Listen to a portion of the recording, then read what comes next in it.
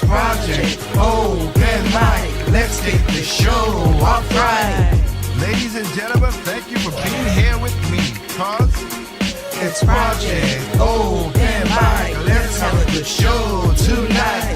Let's get the topic straight. Let's get things good. Let's do everything that we should. It's Project Open Mic. Let's get the show off right. Let's open our minds and take out our style. Let's see what's going on in the world tonight. It's Project Open Mic. Let's have a good show tonight.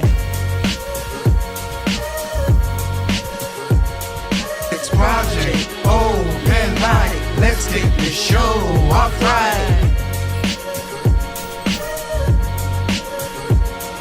It's Project Open Mic. Let's have a good show tonight.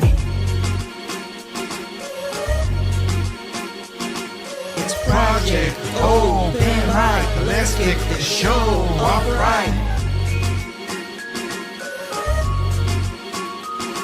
It's Project Open Mic. Let's have a good show tonight. It's Project Open Mic. Let's get the show off right.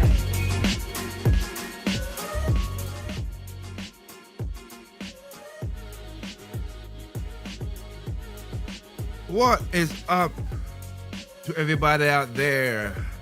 How you all doing? Hope everybody's doing great. It's Thursday. You know what time it is. It's another episode of Project Open Night. This is episode 26. I want to thank y'all for giving your time, your time and your ears and your eyes onto this next episode of Project Open Mic. I am your host, Mr. Basically call me Tig, CEO and founder of TT Records, and basically branching out, of course, people never seen, branching out into something we're doing right now. So shout outs to people in Facebook, shout out people in YouTube, shout out people in Tempo FM. We're going to be doing Twitch. We're going to be a lot more stuff at the end of this month, as I said we're going to do with Spotify and everything. So again, thank you for giving me your eyes, your ears, your time. I know it's valuable. But of course, we're going to be talking about some stuff. So as people know my quote, evil comes in all shapes, colors, size, creed, gender, sex, height, religion, nationality. It makes no difference. Politicians, views. Evil is evil. We'll be talking about some evil tonight. Some real evil tonight. Good grief. But seeing how things are playing through and what going is, we're going to just talk about the financial future of what you should know about certain things. In high school, they don't teach, in America that I know of, they don't teach you. There's few schools, public schools, that barely teaches you about Econ 101, home economics, stuff like that. A lot of stuff they're getting away from public schools, and public schools is becoming really a real drag on a lot of things. So that's what we're going to be talking. We're going to be talking about a little financial stuff tonight. But of course, again, we're going to talk about a particular topic as some new topic. This is a topical show. So, with that said, we're gonna be. Give me a second here. All right, there you go. So, like I said, I'm a one-man show. I do this, for basically for free. I don't monetize nothing. It's basically a person said I had a call in to do that. Again, if you want to catch any of the past shows that I have done, episodes, you can check it right here. Project Open Mic on YouTube. Of course, I'm going to be branching out to a library and BitChute and different things because again. There's a lot of things going on YouTube right now, Twitter and everything else. Of course, if you want to direct message, you go to projectovermic3@gmail.com. We do have a page on Twitter. We do have a page on Instagram. Like I said, the person who was supposed to keep that in contact, I get it. I understand life moves on, but we have a page like that. But we're going to do backup stuff in case anything. But I don't monetize that because, again, it's like a person told me I have a call in to do this and show you what's behind the curtain, basically. What's behind the curtain. So, yeah. And also, we're going to be launching another 2 more channels through YouTube, of course, and other stuff. Let's see what happens.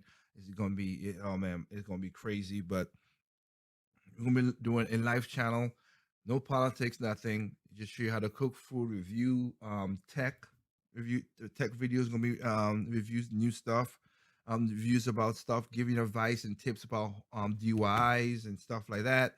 Basically, gonna call T3 Life. So keep an eye out for that.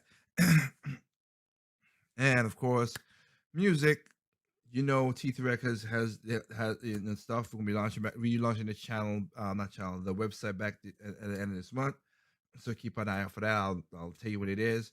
But we're gonna be doing back to be music. Hopefully this year we will be launching a new show of lines, the or fourth project and music and stuff. And they're gonna be have a channel that's gonna be just dedicated to music. Again, not gonna be monetized. It's gonna be just music that people could just go there. Most of it's gonna be like relaxing music that you could listen to while you're at work or studying or whatever. But you know, so you get some new music and something that you just want to maybe some reggae from the past and stuff. DJ Liger gonna be running the ones and twos on that one, so check out for how that goes. And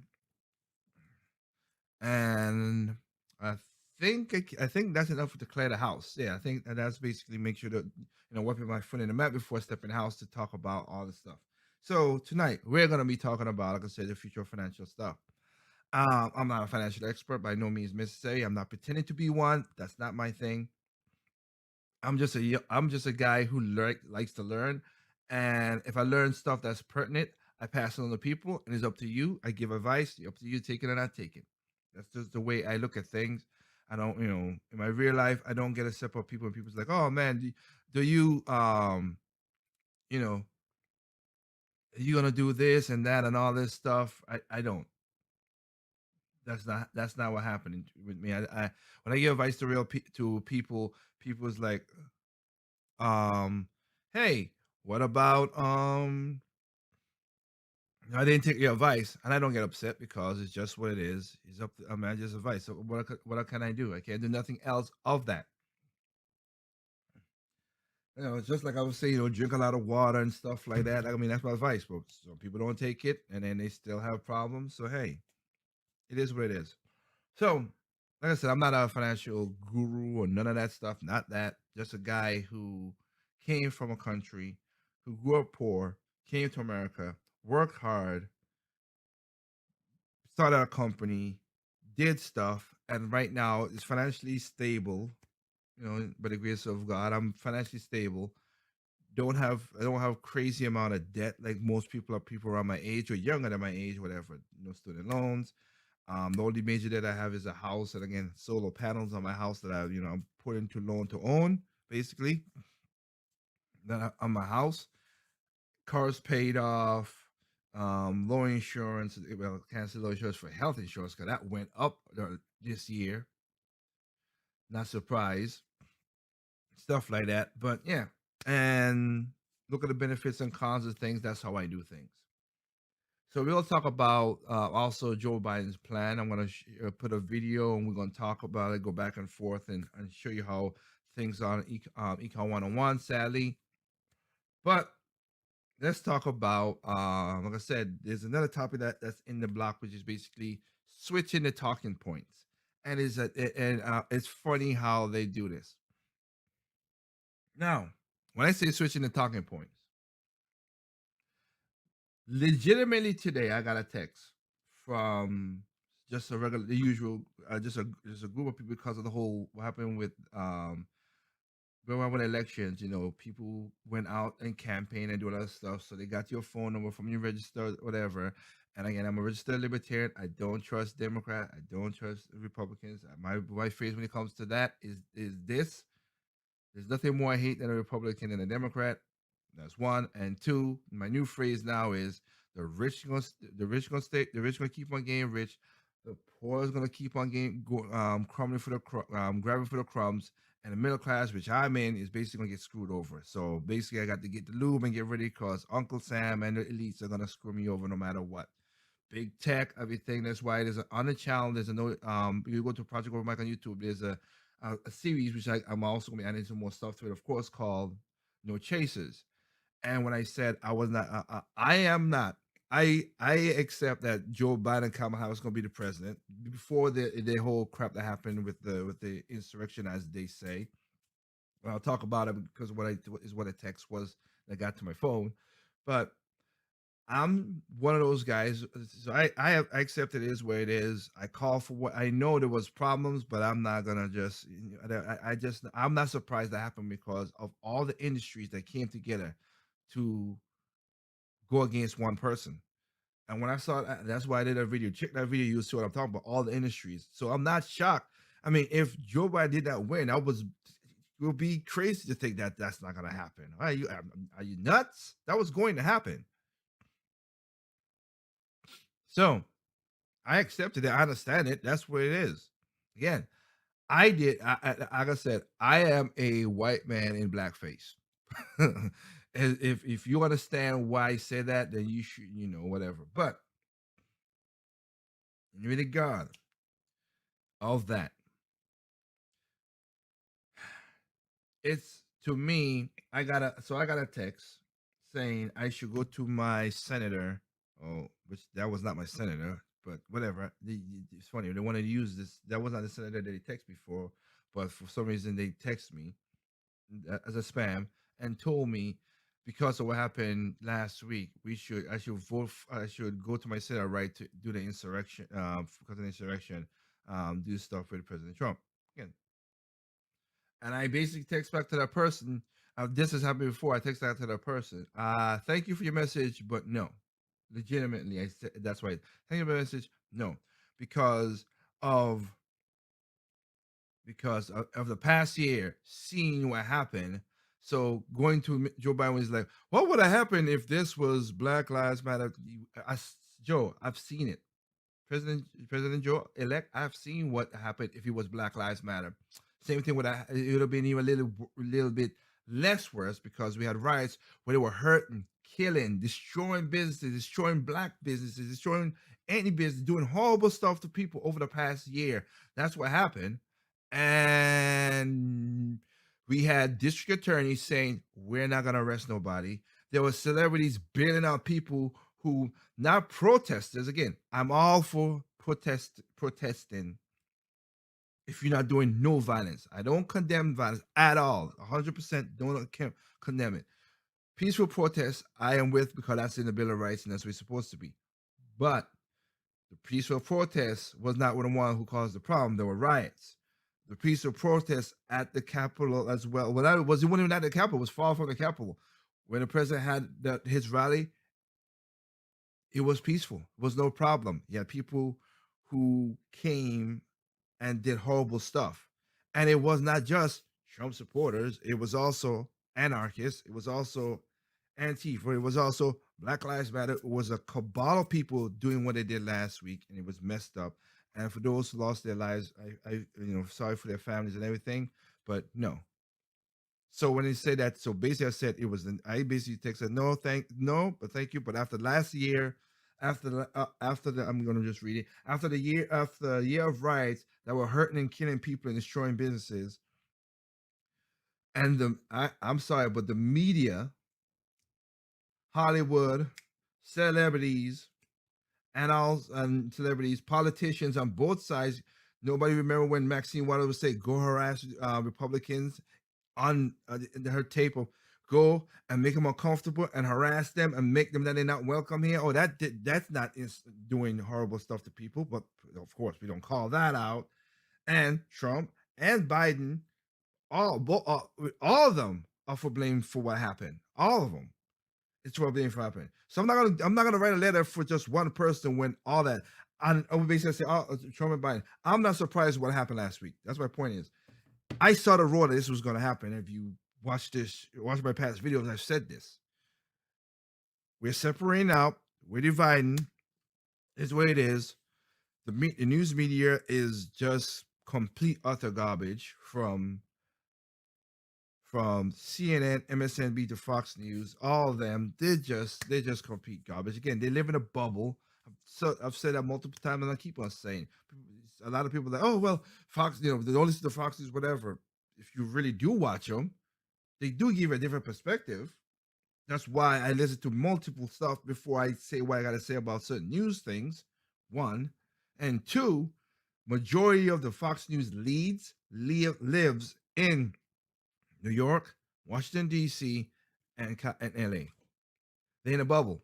There's the same places where, other than because of, the different affiliates, that's exactly the same reason where CNN, CNBC, MSNBC, ABC, CBS, New York Times, like I said, New York, Washington D.C., LA. All of them is in the same spot, so they're in a bubble. They're in an echo chamber.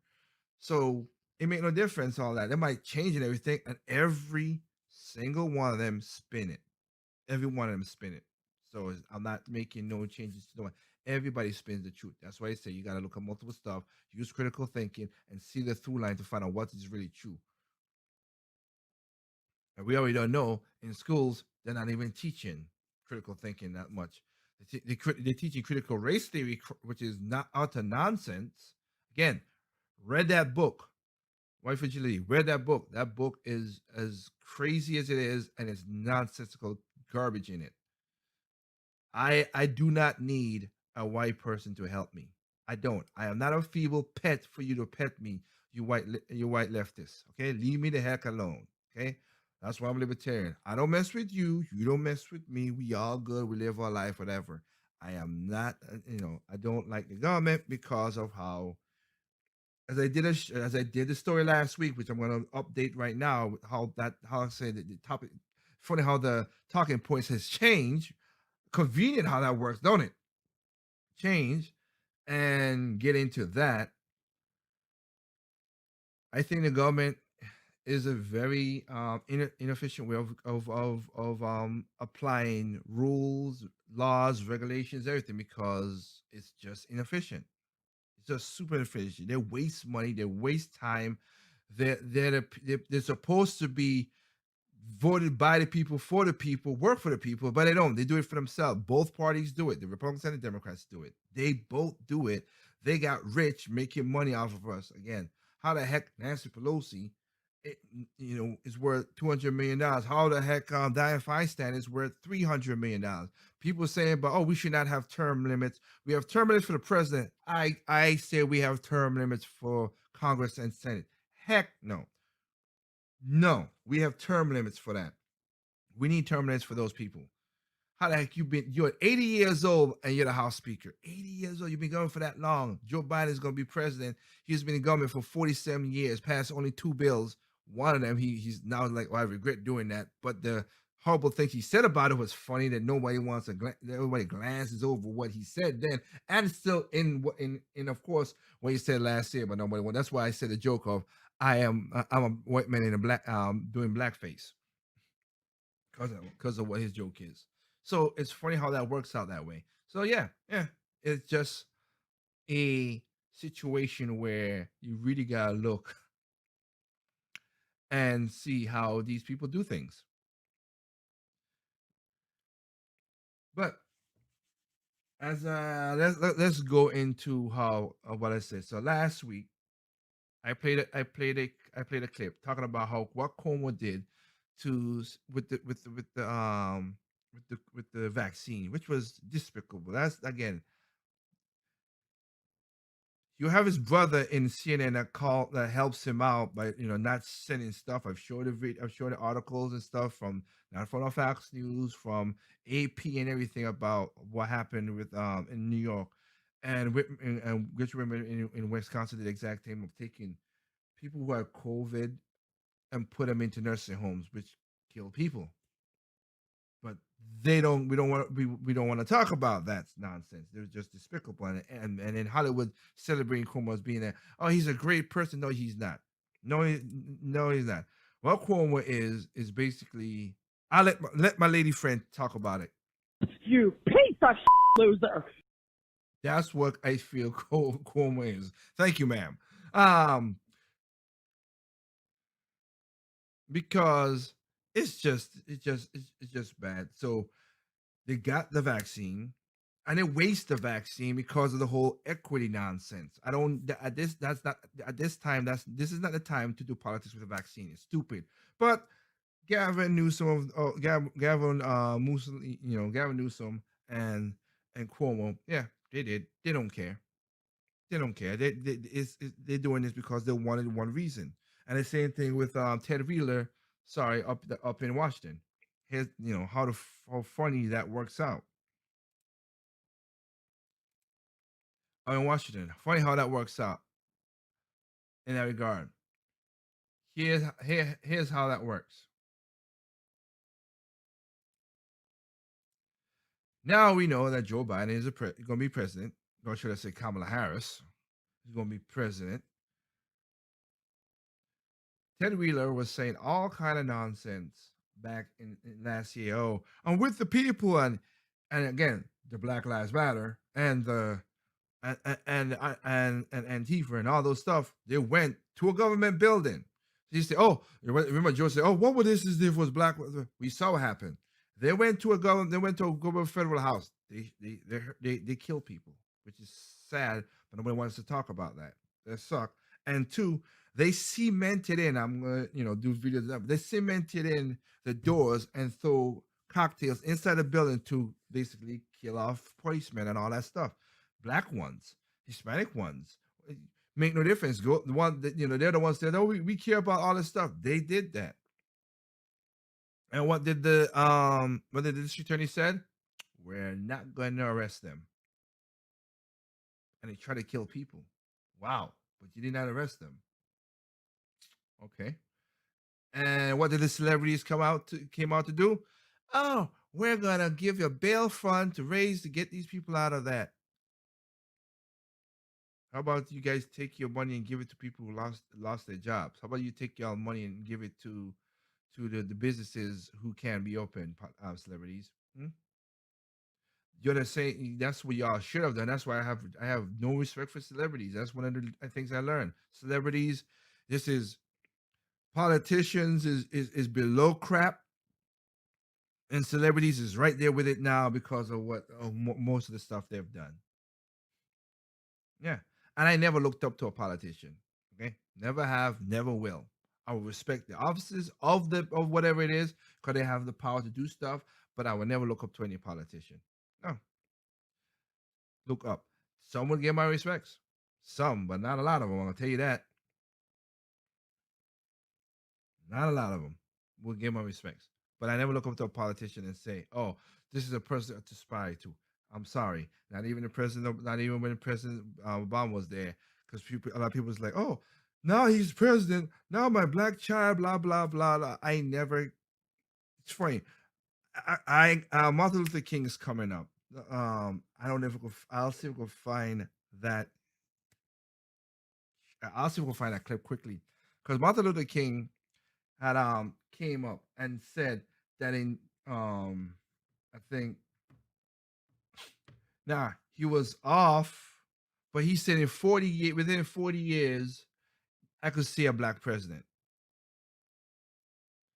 Now it took a little longer than 40 years, but at least he saw that hey, there could be a black president and that this country was not wasted, but people are saying what it is now because the narrative is the narrative. But now, yeah, like I said, I'll do the clip next time, or maybe I'll Martin Luther King Day and stuff, just that. But just now, but it's just funny how that works out that way. Oh, now that I have a black, now that we reached as a black president, we should we could do stuff. What? I didn't need Barack Obama to become president for me to think that I could do stuff at all. Other people do. That's good for you. Not knocking you for that, but I didn't. As I said multiple times on my show, I could control my hands and my feet. That's all I can control. I don't care for these definitions they're putting about racism and stuff like that because it doesn't apply to me because I don't care. You don't mess with my food, my money, my water, and my family. If you ain't doing that, I don't give a rat crap about what that is. About that, those four things to me is what's important. If you're doing that, I don't care. When it comes to racism and stuff like that, I've been called the N word, and I'm like, I don't give the word a power. It does. in a talking situation of having a debate or having trying to do something, yes. But then people just being angry, oh, you were N-word, blah blah blah, whatever. Like, oh, you should get this guy fired because he called you that. Dude was a jerk anyway. I don't care. I want what again. I rather know that he's like, oh, you don't like it because of that. Good.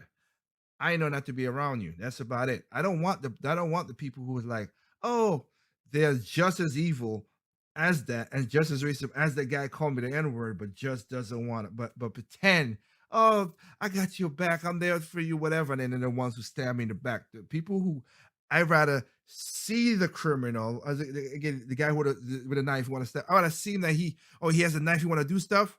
Okay, stay away from that guy. Then the person is like, don't worry, I got you. Everything's good. Bang. No, that person is way more dangerous. Way more dangerous. And sadly enough, way more people of my hue of what I want to call have done more damage to me and my family than a white man. Sorry. But that is my experience. That's my anecdotal evidence. Maybe you whatever too. And the funny part of it is people are like, oh, we don't teach hate. No, you see it around and you see what happens. It's a natural thing where white people teach their kids to be racist and not black people either. Black don't do their kids. Yeah, everybody does because you would be stupid not to be think. I've said it before. If I see a white guy, a black guy, Hispanic guy coming down pants sag and look tatted up, looking like a thug for some weird reason and whatever it is, I am gonna go across the street, no matter what the race is. I am gonna keep my eye on thing. But the problem is though, that's prejudice. That's me just saying that because I'll be stupid to go against my instinct, like, oh wow, let me not mess with that person. I keep a look on it. Now, if I act on it, and that is racism, that's bad. But if I look at it and see, wow, okay, and give it the wide berth, and that person didn't do nothing, I move on. That's just me being crazy because it'd be like seeing a lion just walking like, oh, crap, this is a lion that could do stuff. Let me just walk across here and just be careful. All right, lion, okay. And I ain't gotta go out and attack the lion. I'm just like, all right, and just keep my P's and Q's and keep on walking. Because if I don't do that, and I'm just like, oh, well, the lion ain't gonna do nothing at all. Okay. If that's the case, then if I'm just looking at it and the lion gonna do nothing, well, next thing you know, the lion just come from the back and kill me. This is stupid thinking. When you take out your, like I said, when your gut feeling everything is gone, and people try to overthink human nature, sometimes that's how you get hurt. That's how you die, and that's how you gain the whole Darwinism work in that regard. But so going back, like I said, they have video, not videos, they have people doing horrible stuff, and the district attorneys and everything dropping charges and not doing nothing. So don't miss me with the nonsense of the whole, oh, is this a Black Lives Matter, blah. No, it has happened. Don't care for that. But Ted Wheeler was saying, oh, I'm with you. He went down there, marched with them. They didn't like him, whatever. And now after he got reelected, and also after they know that the President Trump is going, Joe Biden's going to be becoming the president. Now they're like, and now they say, we need to call out Antifa. I'm like, wow. Really, my friend? Really? Now you want to say their names. Now you want to talk about that stuff. You know what? You that is very funny to me. Yo. That is very funny to me that now you want to talk about that now. Awesome. Great. A little late for the nonsense. But I'm not surprised.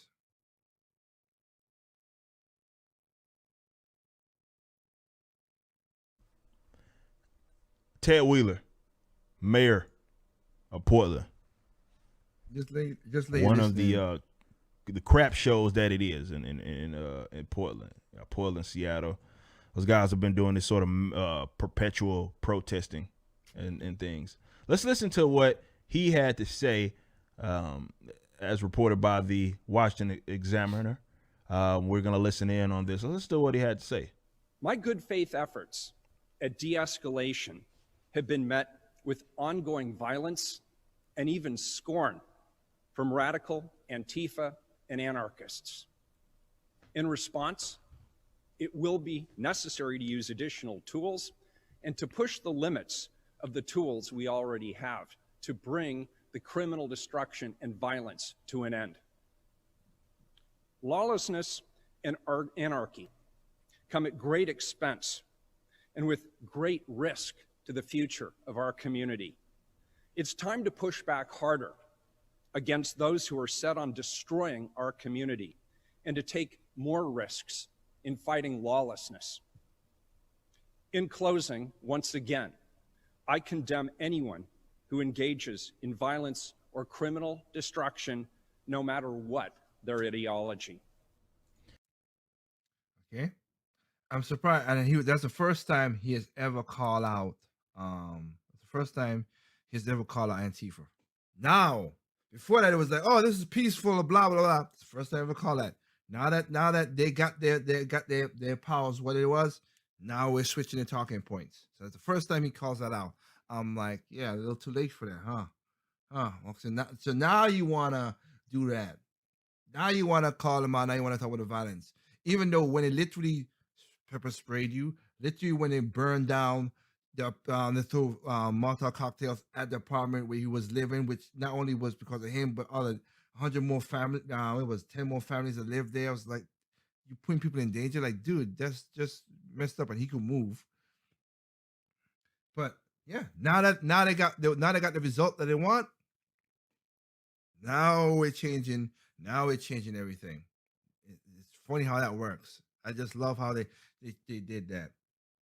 Oh, we got a result that we want. Hey, don't go out, put on your mask, don't this, whatever. We won. Yeah, let's go out and party and do all that stuff. And yeah, now they got what they want.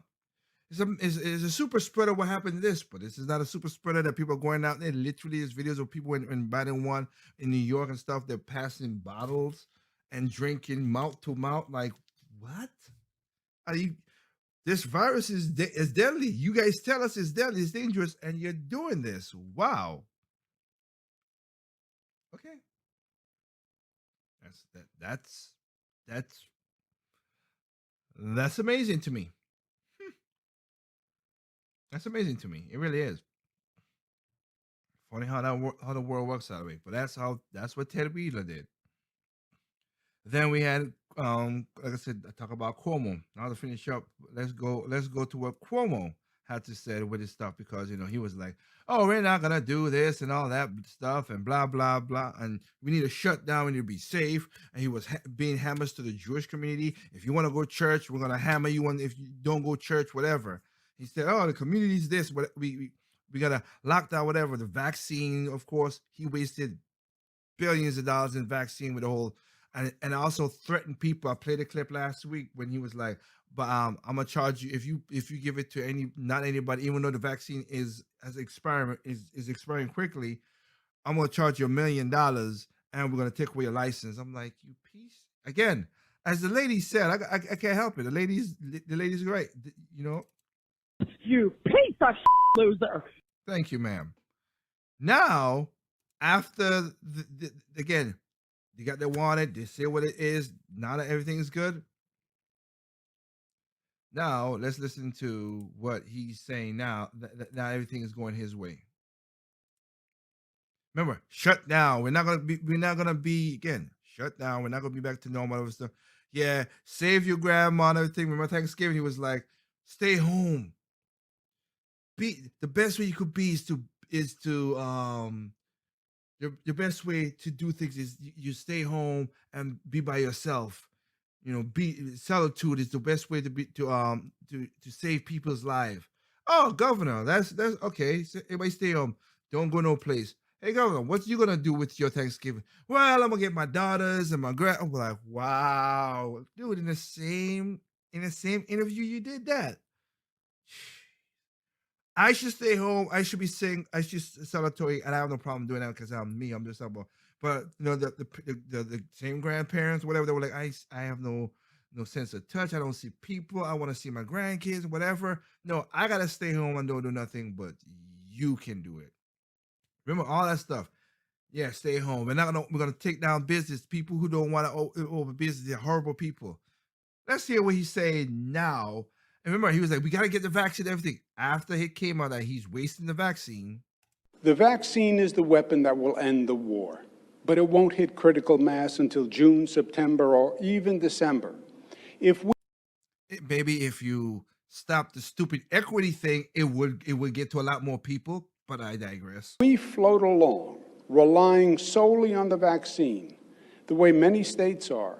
We are looking at months of shutdowns and the economic, mental, and spiritual hardship they bring. We need to begin to act now. If we don't, dining will remain at levels too low for restaurants to survive. Often, because you shut them down of that. Remember that. Offices will remain empty, hurting the service business that depend on those office workers. Theaters and sports venues. I think, to be honest, I think the theaters, they're gone. The new way they're doing stuff that you could buy the money and buy the movies at home and stuff like that. And I, like me in my new house, I have a good movie theater set up, movie style chairs, food, fridge in there and everything, popcorn maker. Yeah, theaters, you guys are done. It just is. You could buy it on Amazon or whatever the story and whatever. Like on HBO Max, you could go buy the new Wonder Woman.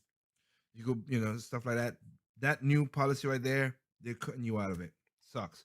The only kind of theaters we talked about this out there, the only kind of theaters that's gonna survive is the ones that have a movie like a restaurant / movie where you could go eat and see whatever. And I've been in those and they're pretty cool. I gotta give them that. But that's about it. Will sit empty. People will remain out of work with all the psychological as well as financial trauma that entails. That's what we told you last year. And you said you came with your nonsense. That you came with your nonsense, Cuomo. Don't pretend. The inequalities and injustices that COVID exacerbated will continue to get worse. We can't do that. We just can't let that happen. We can't float along watching the pain, the hardship, and the inequality grow around us. That's not what we do in New York. No, you basically shut down people who you don't like, and take away from the business like you've been doing the last 10 months. We must take control of our destiny. Really? Today we will discuss reopening our great state smartly and safely. Trust me, and I want to see. He didn't say it in this, but I can't wait to see how this is going to progress because now it's in January. The flu season. This is peak for January, February. You're still in winter where you're not getting a lot of vitamin D, the sun, all this stuff, and the symptoms are at the strongest. Which again, I call that what happened in March when it's something like it's gonna come back stronger because it's just the season itself. As New York told the world from day one, the choice was never between public health or economic activity. It was never either or. It was always both. That's a lie. And safe and smart is not determined by action of government alone, but by the action of the people. That part I agree with. And people willingly became sheeps and listened to him and all his other Fauci and all these fools with their stuff. I don't look up to government. I look down to government because they have all done horrible stuff. New Yorkers themselves will determine our future. Well, it kind of did because a lot of New Yorkers moved out of state after your decree and all the stupid stuff you've done. Millions of people moved out of New York, and I don't think they're coming back. We have always understood the COVID reality, that the options for the economy are not to fully open or fully close, but rather to strike a new model of balance where we use science and technology to reopen the economy intelligently. Again, and people, you're right, and then you shut them down when like I said, you give favors like a Gavin Newsom, the same thing too on the other side of the country. Hey, A movie theater, you could go ahead and have 200 tables. A restaurant that's doing exactly what the movie theater is doing. I played that video. I showed it to you guys. No, she can't. She got to shut down. Wow. I remember I did a thing in Long Island where they shut down a restaurant. It was outside. It won't bother nobody. But they shut it down because so he's not, like I said, let's not pretend that what he's come to this Valhalla of smartness right now. You give people the data, let them. That's how it is. You give them the data, let them figure out what they do to make the decisions. Majority of people were like, "Wow, this thing is dangerous. I gotta protect my family. I gotta protect what I gotta do. I'm not gonna go out there and do that." Some people's like, you know what? This is not a crazy. The virus is what it is, but the chances of dying from it when you're not 16 above, or if you have comorbidities, is super, super, super, super low. I am gonna wear my mask, my hat, and whatever, go and do my normal business. Let the people make the decision, not the government. All right, you heard that. So I just wanted to play. I wanted to play that because of that nonsense. So now that he flipped it, that's the talking point. Now that everything is what it's supposed to be, the talking point is going on now. I'm like, are you kidding me? Really, sir? But again, that's what it is. The talking points have changed. Talking point have changed. Now I'm gonna talk about the situation of, again, and the financial. Like I said before, they do not teach public schools do not teach kids economic 101. They don't teach them how to balance a checkbook. They don't teach them about credit, debt, all this stuff, how to food cook. Like I said, and all that stuff is dangerous. They don't give kids. They got rid of a lot. People are like, oh, we gotta save the arts. How about we saved also not only the arts, but in elementary school, play recesses. How about we save the recesses so the kids could go out there and get the sun and get the activities? Oh, we're gonna hurt. For some reason, we had a situation where, yes, I know schools are afraid of liability and it sucks. But all the money that we're spending in these schools, we should have enough insurance. You have enough money to do insurance to stop this that kids could, in case something does happen, that you could go to the hospital, fix the kid, whatever. Could that happen to me? I've got when I was in elementary school, I got hit in the head with a baseball bat. Like, that's what baseball bat, and I had to go to a. We were playing baseball. There was not malice in it. We were just playing baseball. That happened.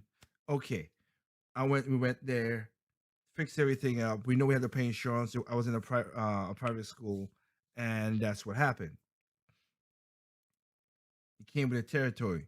But now everybody's like, oh, I don't want my baby to get hurt. Oh, I'm gonna sue the school because he got a this and that. Like, they're young. They're going. If their bones will come back stronger. They're young. They're gonna this bruise is gonna whatever. Regeneration of your cells is that. Mortality for young kid is that. I don't want nothing super crazy happen, of course, but we've done so much stuff to make the playground so safe, and kids don't understand consequences and all that stuff. It's just ridiculous in my regard. And again, it's funny that they don't teach home ec no more. Oh, but teaching home ec is somebody was like, oh, it's misogynistic and all this stuff.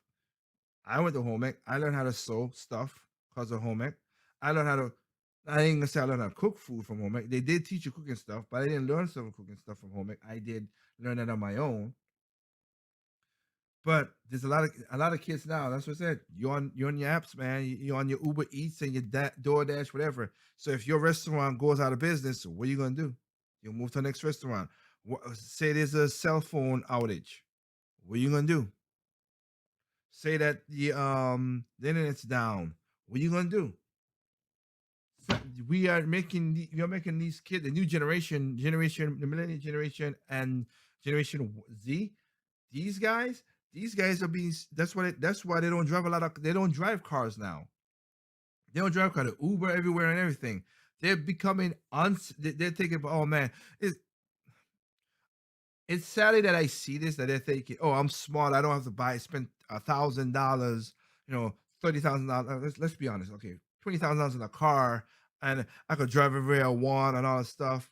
Okay, that's true. But here's the problem: that freedom of leaving and going whenever I want is worth the money to me. Maybe not to you, but to me. If I'm at a place and I'm like, I need to go home. I don't want to wait for a car. And people are like, well, just do it 10 minutes early or whatever. No, I can literally just get up like right now and go to my car. You think that y'all plan all this stuff out? No, you all don't. That freedom of me just driving my car is worth the $20,000 or $25,000. Like that's what I bought. I didn't pay that. I worked it out, but I'm just saying what my car was worth at the time when I would buy it. That's what it was. That freedom. Yeah, I'll pay for that. That's me. I can go anywhere I want, do anything I want, leave anytime I want. I gotta wait for somebody to get me there. I choose my best route to where I need to go. I don't need somebody to like, oh, well, Google don't know this street, that street that I know of, so I'm going down this road and bam, I save me 20 minutes.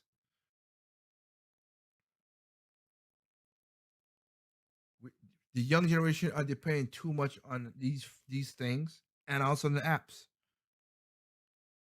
And another thing that I've done because of what's going on with the big tech and all, big tech is going crazy. Your Googles, your Facebooks, all that stuff, how they're doing many things. I'm gonna do a little video about this. I saw a video which was pretty cool, and we know how they go through our phones, listen to us, do all this stuff, whatever. The government does it, and the big tech does it. I don't use Facebook to do a lot of stuff, so that's why Facebook doesn't give me a lot of ads. People are like, oh, I love an ad that's centric to what I want. Okay, here's the thing. I have nothing against that if you want to add the centric to what I'm looking into. Sometimes maybe I'm just looking into. And some of the ads they give you or some of the stuff they give you are super biased. And then you get by the stuff, you're like, well, this is a piece of garbage because you got into a bubble.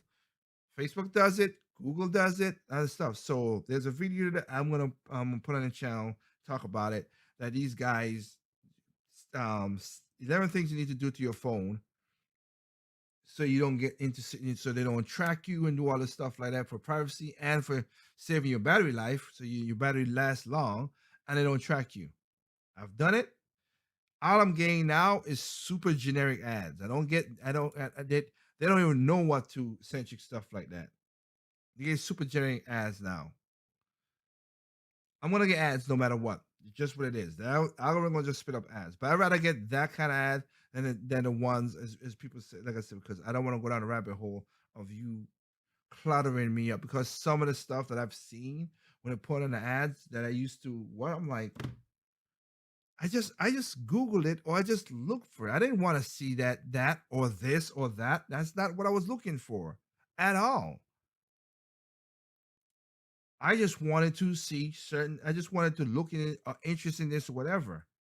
I didn't want to see all that stuff. How about give me, like I said, and that's what I said. They say, oh, we cater to you. Okay. The ads that I really want to look into and stuff and see stuff I'm seeing like a price, whatever. In the last year looking at stuff, I've not seen them.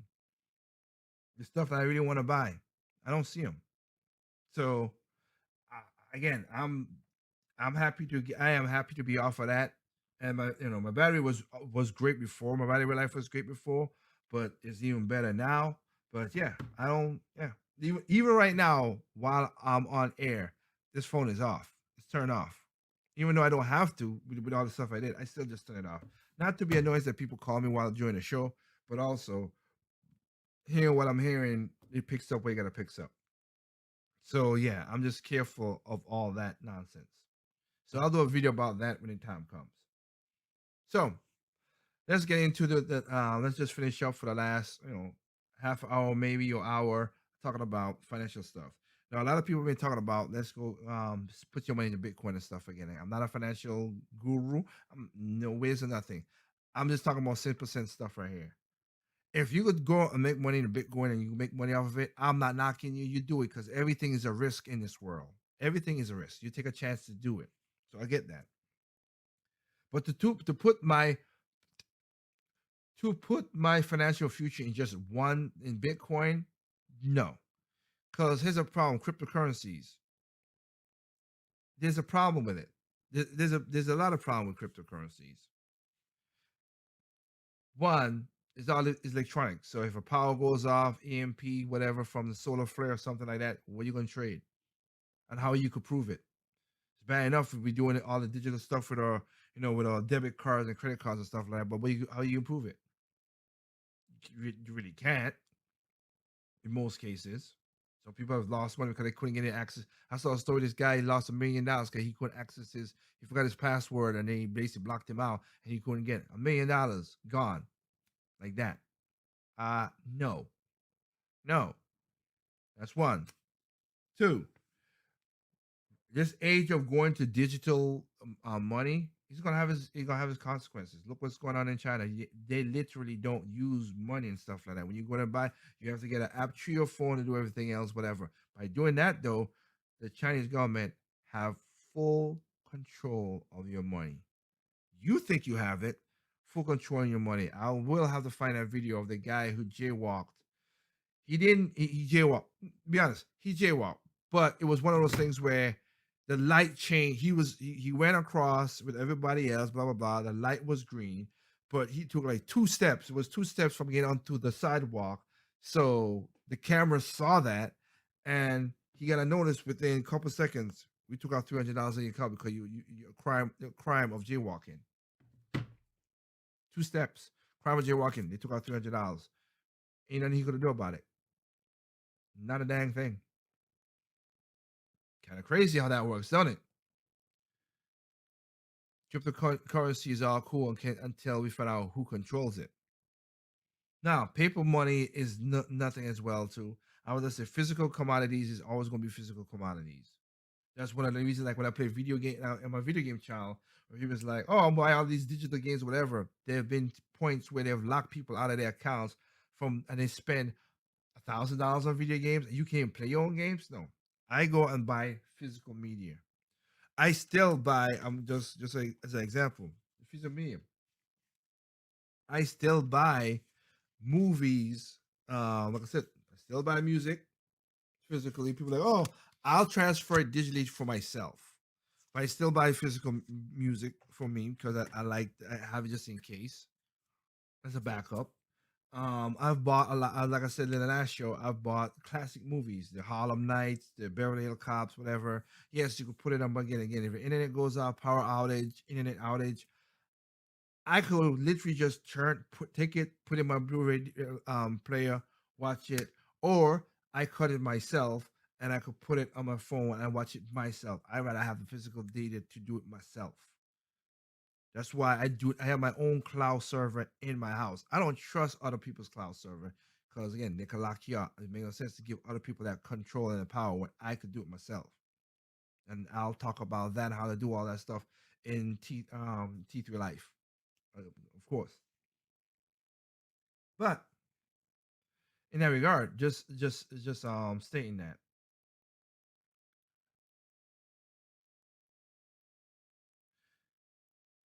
we're just giving away our freedoms piece by piece, bit by bit. Google, and again, remember I talk about the young kids. The same thing what I said, the young kids. They're like, oh, feed the rich, feed the poor, eat the poor, blah blah blah. They don't want. They talk about that stuff. They've been brainwashed in college and high school for that thinking. But they're kids. I'm sorry. I'm talking about 30s and 30s and below. You guys have become useful idiots. Sorry, but it's true. And also, in this pandemic that just happened, more money went to the rich than the poor. More money went to the rich than the poor, and also than the middle class. Jeff Bezos went through a divorce, lose half of his money because of the pandemic. You guys went and bought this. I'm not a hypocrite in that regard. I know I use Amazon. I'm not gonna deny it. I don't use it for everything. I still go to stores and buy stuff, clothes and stuff like that. Nah, I want to check out, make sure it fits right, whatever. I still do that because I think there's a physical tangible, whatever. Because there's a video I'm gonna do as well too where Amazon is trying to do, like, they're gonna send you 5 shirts and 3 shirt sizes, whatever. You pick the best one and send it back. You create so much e-waste. Y'all say, "Oh, we're fighting for climate change and everything," but you do wasting more gas. You do a lot more stuff. When I could just go to the store, try it on, put it on. Okay, this is what I like. Boom, done. You are, but and they've talked about it, but it's just literally you gave them more money. So now Bezos lost half his money, and he's now worth more than what he was before. Y'all gave him the money, so that's just how it works out in that regard. Sad but true. And I want to put this on the screen here. Let me get this straight because it's funny how, again, big tech, like I said, big tech is crazy right now. They're purging a lot of people from their stuff. That's why, again, I don't have a personal Twitter. I don't have a personal Instagram. I do have a personal Facebook, which I put this stuff on. I don't really interact too much in there, as I put this on there. Because again, I'd rather just call you and talk to you than what it is. And or set up your own platform. That's what I'm gonna do. T3, you get T3 records back up and have our own platform. Direct, you could talk or whatever. But it's funny how they're purging people, saying, "Oh, we got to stop the whatever insurrection and everything." They said, "Okay, all right, we got to ban all these words and stuff like this." I want to just play you what Twitter's saying, all that stuff, but then they said they tweeted out this, which is, my mind is blown. My mind is blown.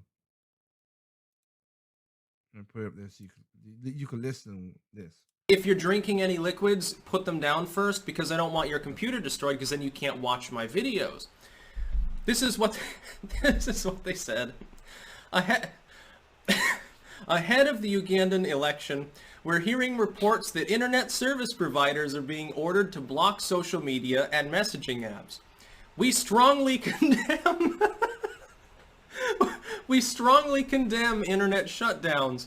They are hugely harmful, violate basic human rights, and the principles of the hashtag open internet. Earlier this week, in close coordination with our peers, we suspended a number of accounts targeting the election in Uganda. If we can attribute any of this activity to state-backed actors, we will disclose it to our archive of information operations. So yeah, they're very, they're concerned about censorship. They're gravely concerned about suppression of information pertinent to politics. Can anyone guess why I find this to be a cell phone? I don't think that we have to rhetorically answer that. This is nuts. This is the biggest optics fail I think that a tech firm, and this is the biggest problem since like MySpace maybe. Like, you know, when MySpace alienated 90% of its users by completely fucking its own site and then collapsed, said sorry, but it was too late because everyone had a Facebook all of a sudden. Yeah, this is pretty bad. Can you imagine if an alt tech site put out a presser with such poor optics? It'd probably collapse this fucking site. I forgot to see that I forgot that he curses and everything, so I apologize for that. But my point of what he did in that video was that was Twitter saying, "Oh, wow, we're censoring other people all in America now, blah, blah, blah, blah, blah, blah. Oh, you gotta open it up." Like, what? How can you say, oh, you wow, crazy. And the media is being, well, we already know that the media is being bought off by China to say certain things. We already know that. A lot of people I already talked about how TikTok is worked, and people are coming in. Like I said, literally have people came to my house and like I said, "Yep, you're not on my system because I know how TikTok works." No, I don't have the app. I don't want it on my even though I have VPNs and security, I don't want it on my thing. So I make sure that Wi-Fi is, your phone is not connected to my Wi-Fi in any way with how that situation is. You want a free and open society, but you're shutting down and stuff. Look at what I can say with the bit Paul and everything, how that went. Oh boy, it's funny. It is hilariously funny. And I told you that what they're gonna do with the listen, use Facebook and YouTube. I'm not saying a thing. Listen carefully to what I'm saying. But seriously, when Donald Trump won the presidency in 2016, did not Google and them told you that, hey, it's the tragedy that this happened and we could not let this happen again. So again, that's why I said when you look at a video where in the No Chases where I said I'm not surprised Joe Biden won, they literally told you that they're gonna do stuff. Not surprised. I'm not shocked. But let's get into the financial part of the show, like I was talking about. So Joe Biden has his plan, his tax plans and everything to the future. Oh boy, we're gonna break it down and go through it with a video that I have, and give me a chance. I'm gonna have a playlist on YouTube because again, I don't monetize nothing, but I want to use these videos to. This is fair use of using the videos to talk and teach people stuff. But I want to give the creators their due. So I'm gonna it's gonna be a playlist. We're gonna have like I don't know what I'm gonna call it, raw video, whatever. So they still can make money if you want to go and see me without me talking over them. You can watch it on the YouTube channel, or you could go and link and see whatever else they could do. So I'll raw footage, raw video. So I'm gonna figure it out. But it should be. I'm gonna work on it this weekend and put it up so you can see when you see videos that I'm gonna do longer, like I'm gonna do right now, and you can see uninterrupted by me and everything. Okay. And then when you watch it there or watch it through YouTube, through us, whatever, the money, the monetization goes to them straightly, not to me. Because again, I don't monetize nothing on the channel because this is just a teaching opportunity. But so I just want to read a little bit of this because the financial future is whatever. People's like, oh, now that Biden's in office, things going to be great. Things going to be grandiose. So I see that Biden's back in office. We're going back to the usual stuff that caused the problem. What literally people like, oh, people, why President Trump won? It was because of the Republicans and Democrats before Obama pushed that way. All that because of how the corruption went. You gave President Trump. Good or bad, way you want to see it, whatever. I'm not even gonna get into that point again. I just saw a person. He has his faults. I didn't vote for him 2016. I saw the faults that he kind of had, and he still had some of them, whatever. But I saw also he did the forbidden thing that you should not do as a politician. Fulfill your promises. He didn't fulfill all of them, but he was blocked by both parties. So I'm like, wow, guy tried to do something and they were blocked by both parties. He did some whatever, but that's how see how corrupted the government system is. And that's one of the reasons. Again, in 2012, again, I voted for Barack Obama in 2008, and I was like, wow, this is not exactly what you said was going to happen. Yeah, I'm libertarian now. I just cannot do this. I switched my affiliation. I just don't want whatever. And Mitt Romney, like I said, people were talking about, oh, well, again, I've stated this before. Would you change? You didn't vote for Barack Obama in 2012 because you want to satisfied with him. Yes. So would you change your vote for Barack Obama or to John McCain?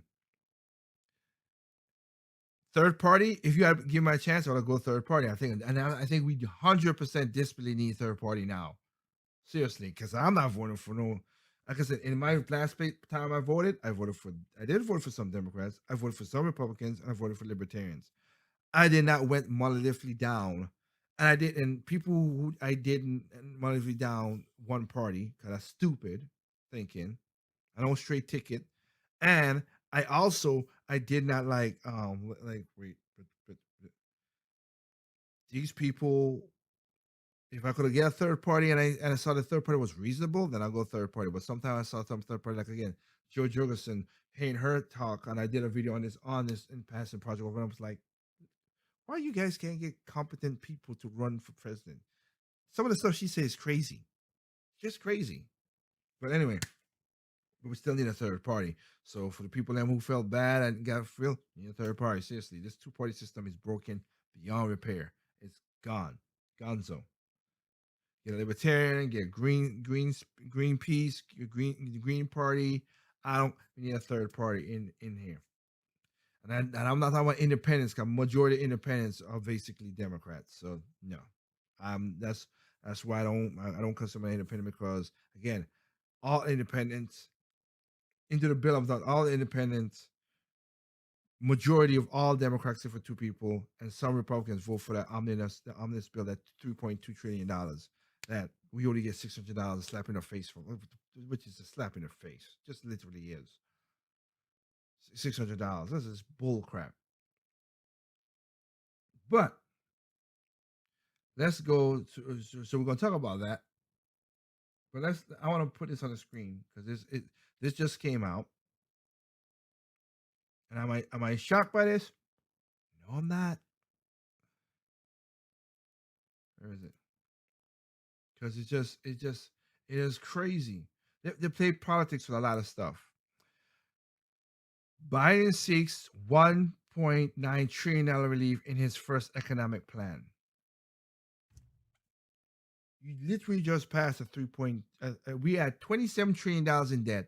You just passed a $3.2 trillion omnibus bill with the relief, whatever. It gave us $600 out of that measly thing that gave everybody around the world, all the politicians corrupt, all the stuff to give them their money. But you're going to give us $600. And then right behind that, $2 trillion more. You can't make this nonsense up. You just cannot.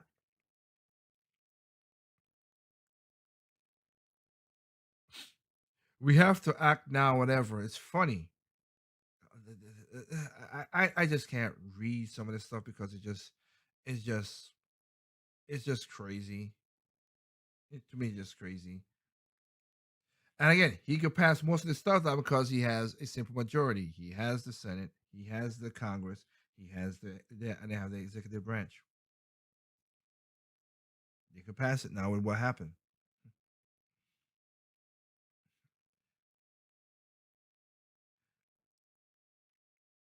Relief funds spending money on communities and businesses comes more than doubling the act of a bipartisan bill last month, which was crazy and slightly below 2000. The CARES Act, which also was crap. The people got $1,200 for it. Again, remember this. You going? Oh boy, when tax season come, a lot of people will be surprised what happened. A lot of people gonna be surprised when tax season kick in, and you see, including the middle class, you're gonna get screwed. A lot of y'all voted for whatever, y'all gonna get screwed. You're gonna see it, but because the CARES Act first was to help Americans, and it was a simple bill, and then the Democrats got in there and put crap in there. And I was like, what the? And that's why, if you see in my past, I was like, I'm not for this. I am not for this because it's stupid. I don't want the $1,200, the $1,200, but we got it. It is what it is. And the people who it needed, basically got, whatever. This is one of the reasons I'm against the UBI, because universal people give money just because universal income, because it's the government that's in charge of it, and they're not going to track in a lot of stuff. They're going to track in to make sure that we could hurt you, but they're not going to track in to make sure that because there were a lot of people, as we said, Harvard has, I think it was like $60 billion, whatever, in endowment, but they still got stimulus money. How? Why don't you go into your coffers or that whatever $1 billion in endowment and use your money? Oh, you don't use your money, but you'll use our money to pay for the crap. Man, does that make? I mean, seriously, does that make any sense to anybody? But that's how they work on that. So they put crap in the first one, and then the second one. Now we have the second one that just came in. Oh, goody! The second one came. I think we already said. I just talked about it. Whatever. But fair enough. President Trump was like, "No, $600 is a slap in the face. Where you giving money to all this stuff. Of course, they don't want to. Joe Biden said this is a good thing. Trump said it was a bad thing. Okay, good thing, bad thing. How it worked out. Which I'm with the president has now said that. Then he said people should get $2,000. And Nancy Pelosi, I was like, oh, no, $600. And then Mitch McConnell also blocked this. Like I said, Republicans. So it made no difference. He blocked it as well, too, to get $2,000. So people getting $2,000 back of your own freaking money you give to the daggone government. All right?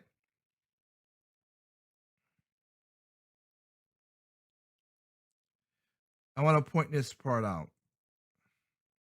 Now he wants to seek money to reopen schools.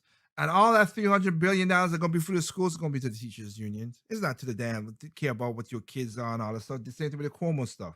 It's to the teachers' union to get their money, which sucks.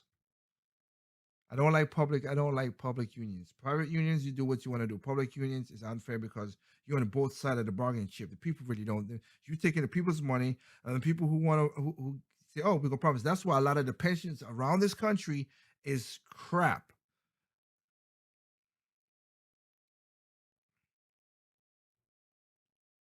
Stock futures dipped Thursday after Biden, which I'm not surprised, gave the reminder that he's looking to raise some taxes, which we'll talk about that. We're going to make a permanent investment, please.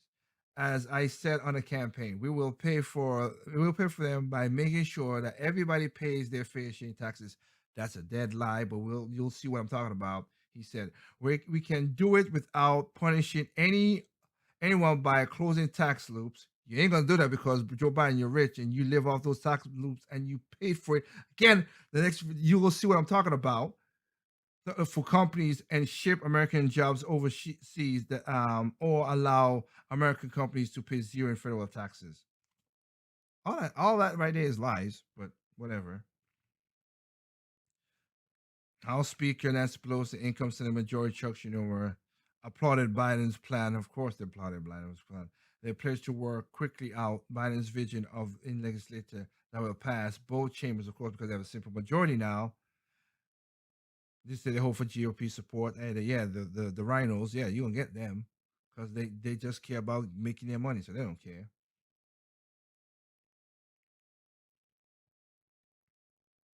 The part that pissed me off, that got me a little angry, was this. Among his proposal, we're gonna give you now $1,400 on top of the $600 that was approved in December. So let me get this straight. You pieces of crap. Or should I say again, lady, ma'am, do your job. You piece of loser. So let me get this straight. When the president asked for $2,000, you guys didn't want to do it. Now you got a new one. You're gonna give them the $2,000. You're gonna give the $2,000. You got this politicking is just destroying the country and destroying people's lives, and it's miserable. It's literally miserable. But again, that's what it is. So you'll give that now. You're gonna give that now because you guys want the credit. Both parties done this. I hate this nonsense. This thing. Oh, bipartisan mind, but it's so stupid. Now you're gonna give the extra money now. Now you got the way you want it. You could have got it back in December when the president asked for it. He was the only one that was asking for it. The Democrats didn't do it, and the Republicans didn't do it. But nope, they did because they want to make Orange Man look bad. And now they're like, okay, now that he's out of the way, we're gonna give the exactly what he said. Just ridiculous. Just ridiculous. And $400 per week in supplemental and unemployment benefits to September. $350 billion for state, local governments to raise the minimum wage of $15 an hour, which is bullcrap. 130 people who don't have no skill. I will do a video about the $50 million wage, which is nonsense. But you have to help schools reopen and all that stuff, which again, the president asked for all this stuff and y'all blocked it and gave money to Pakistan, to Nepal, to Venezuela, to all these other countries. You pieces of crap.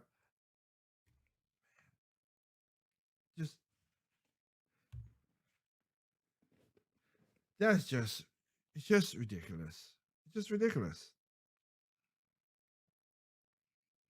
That's ridiculous. So let's just get straight into the video. And we talk about this. Joe Biden says that he wants to raise taxes. Now, the question is, are higher taxes going to help you, and will they improve our country?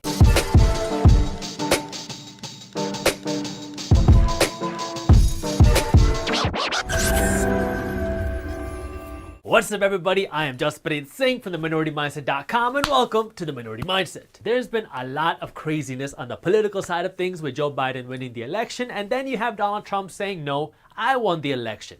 But like I've said before, I am not your political advisor. I don't have the time to sit there and be a keyboard warrior and fight over who won the election. My goal is to help you build wealth and be better with your money. Taxes affect your wallet. And with Joe Biden coming into office, chances are taxes and your taxes are going to go up. Now, I already made a video where I went into detail over Joe Biden's tax plan. So if you haven't seen that video, I will link it for you in the description below. Once I released that video of me going over Joe Biden's tax plan, I thought that was going to be the end of me talking about this new tax plan. But then Graham Stephan released a video. Yeah, that's what you think. About his response to higher taxes after seeing my video, and that video kind of inspired me to make this video where I go over my response and my reaction to higher taxes. If you haven't seen Graham's video, I will link that for you in the description below as well. Also go check out these, like I said, that's why I'm saying I want to do a raw, so you could go and check these videos out individual yourself, so you could do that, because you need to check all these stuff out. Give your data, you make up your mind. That's the way I look at how my philosophy of things are. Like if you have all the information, you make up your mind, and that's what you choose the best for you. That's just how I do things. That's just how I do things in general. So again, I will, again, I don't know what I'm gonna call it, the raw file. Maybe that's what I'm gonna call it, the raw file. But when you go to Project Open Mic on YouTube, you're gonna see a playlist with these videos that I'm gonna link in there, and then you will go. You have the links. You could go check this out, like I said. And then if you watch it through Project Open Mic, they get their money because I don't monetize none of my videos and none of that stuff. But again, just a teachable thing. So let's go. Nobody likes paying higher taxes. I don't care if you're a Democrat or a Republican. I mean, paying higher taxes is like having to hit that thumbs up button below twice. It's also kind of like my Amazon membership. I don't like paying my Amazon Prime membership every single year, but I really like the services that I get from my Amazon Prime membership, so I keep paying it every single year because I like the services I get. I just don't like paying the money. There's a lot of people out there that say things like, oh, I don't mind paying taxes, or I wouldn't mind paying higher taxes. Yet I can't take you seriously if you say that, but at the same time you also have a 401k or an IRA or an HSA, because these are all tax-deferred investment accounts. And I have all those. I'm not. And funny again, I've said this before. There's a lot of people, sadly, who just go to H&R Block or Hewlett Packard and all that stuff or whatever, for their tax purposes. There's a part on there where it says, hey, if you want to give the government money, you can freely do it. All the people who say, oh, I got a problem paying higher taxes. One, the higher accountants, so they know all the loops, so they don't pay. So they pay a lot of money to get their accountants, so they don't pay enough money. Your Warren Buffett, your Bill Gates, your government Cuomo and all that. They do that. What? The Bill de Blasio? Oh, that guy is a despicable human being as well. He also is a piece of ass loser. They don't give the extra money for whatever. And two, like I said, remember, you get all the accounts, whatever. But again, they've never paid that extra money to give to the government and say, hey, you want to give us extra money, the IRS. They never put money in that. They're lying to you. All of them been lying to you. But again, that's why I have this video as I'm gonna talk about it and go through it. But I'm with him. Oh, wait, how to pay higher taxes? No, you don't. Stop lying to me. Stop lying to me. You're not. You have as he said, you have a 401k, you have a savings account, you have an IRA, you have all those. Oh, well, that's just smart. Okay, then stop saying you would pay taxes, because if you didn't, you could just keep your money in your checking account and regular savings account and get taxed by it. Oh, you don't want to. Shut up. The reason you're using these accounts are to avoid paying taxes legally. So if you really like paying taxes so much, why are you using a tax-deferred investment account? If you don't mind paying more taxes, then just stop using a 401k. That's when people say, oh, no, I shouldn't have to pay more taxes. Other people, rich people, should have to pay more taxes. Exactly. Which makes sense. I mean, if you and I both go to a massage parlor and you get a 60-minute soft Swedish massage and I get a really hardcore 90-minute deep tissue massage where the masseuse is like beating up my back and they're dripping bullets, I should have to pay more for that massage because I use more of their services than you did. In this case, that would mean I would have to use more taxes than you. But the question is how much more, because if you tax too much, then you make it harder for people to build wealth. You make it harder for businesses to hire more employees. You make it harder for people to survive financially. The government is not a for-profit entity. They make money when you work hard at your job, and the harder you work and the more money you make, the more money the government makes in taxes. Which is in taxes, which is weird because again, you have all these New York, California, Washington, all the Georgia, all this stuff. They're like, shut down your businesses. As Cuomo said now, as I played earlier, Cuomo like, oh, we need to open back up. You didn't say that last year, you piece of crap. And you was talking about, wait a minute. And as I stated, you get money from us. So why the heck would you stop us from getting money? Oh, because you want to get the votes, so keep yourself in power. Man. Because again, they don't make money. Government don't make no profit out of nothing. It's just services, and some of the services is crap. Like oh, I permit you to put a storage in your backyard. I gotta pay the government $500 to put a storage in my backyard, not mine, but in California and all that crazy state to put if your washing, this is true, this is 100% true. In California, if your washing machine, not my washing machine, your dishwasher is broken, to replace the dishwasher, which should be no government intervention at all. That's why you have a black market at all. You have to pay the government $300 to take your old washing machine, dishwasher out and put a new dishwasher in to replace it. You have to get a permit. That is BS. But that's what the government do. Well, how did you get $300 out of this? It got to do nothing with the government. But that's what they pass these asinine laws and they get in there and do stuff like this. This is why government is people. People gonna always be greedy, and I don't trust them. Taxes. When Donald Trump came into office, he slashed taxes for almost all Americans through something called the Tax Cuts and Jobs Act. Joe Biden led his political campaign saying that he wants to repeal Donald Trump's tax cuts and he wants to raise taxes, especially on the rich, by doing 4 different things. 2 of these things are going to change how much taxes you have to pay on your salary. 1 of these things is going to change how much taxes you have to pay on your investments. And 1 of these things changes how much taxes your business has to pay. I already dedicated 1 video where I went over his tax plan in great detail. So in this video, I'm going to very briefly go over the first 2 ways how it's going to affect your income taxes. And then I'm going to give my response to that. And then I'm going to go over the investment taxes and the business taxes and give my responses to that. I highly recommend you watch this video until the end because everything that I talk about is going to be like building blocks and they're all going to build on top of one another through the end of this video. Let's start by talking about yeah, that's why like I said, his other video, again, the channel is called Minority Mindset. And remember the 2 different videos he just showed from Alex Graham and another guy. Check those videos out well too to make 100% you could understand, like I said, the data.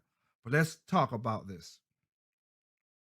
Income taxes, because this is something everybody has to pay. If you go to work to make money, you have to pay income taxes, and I'm going to go through 3 different salary levels. 1 if you make $50,000 a year, 1 if you make $500,000 a year, and 1 if you make $5 million a year.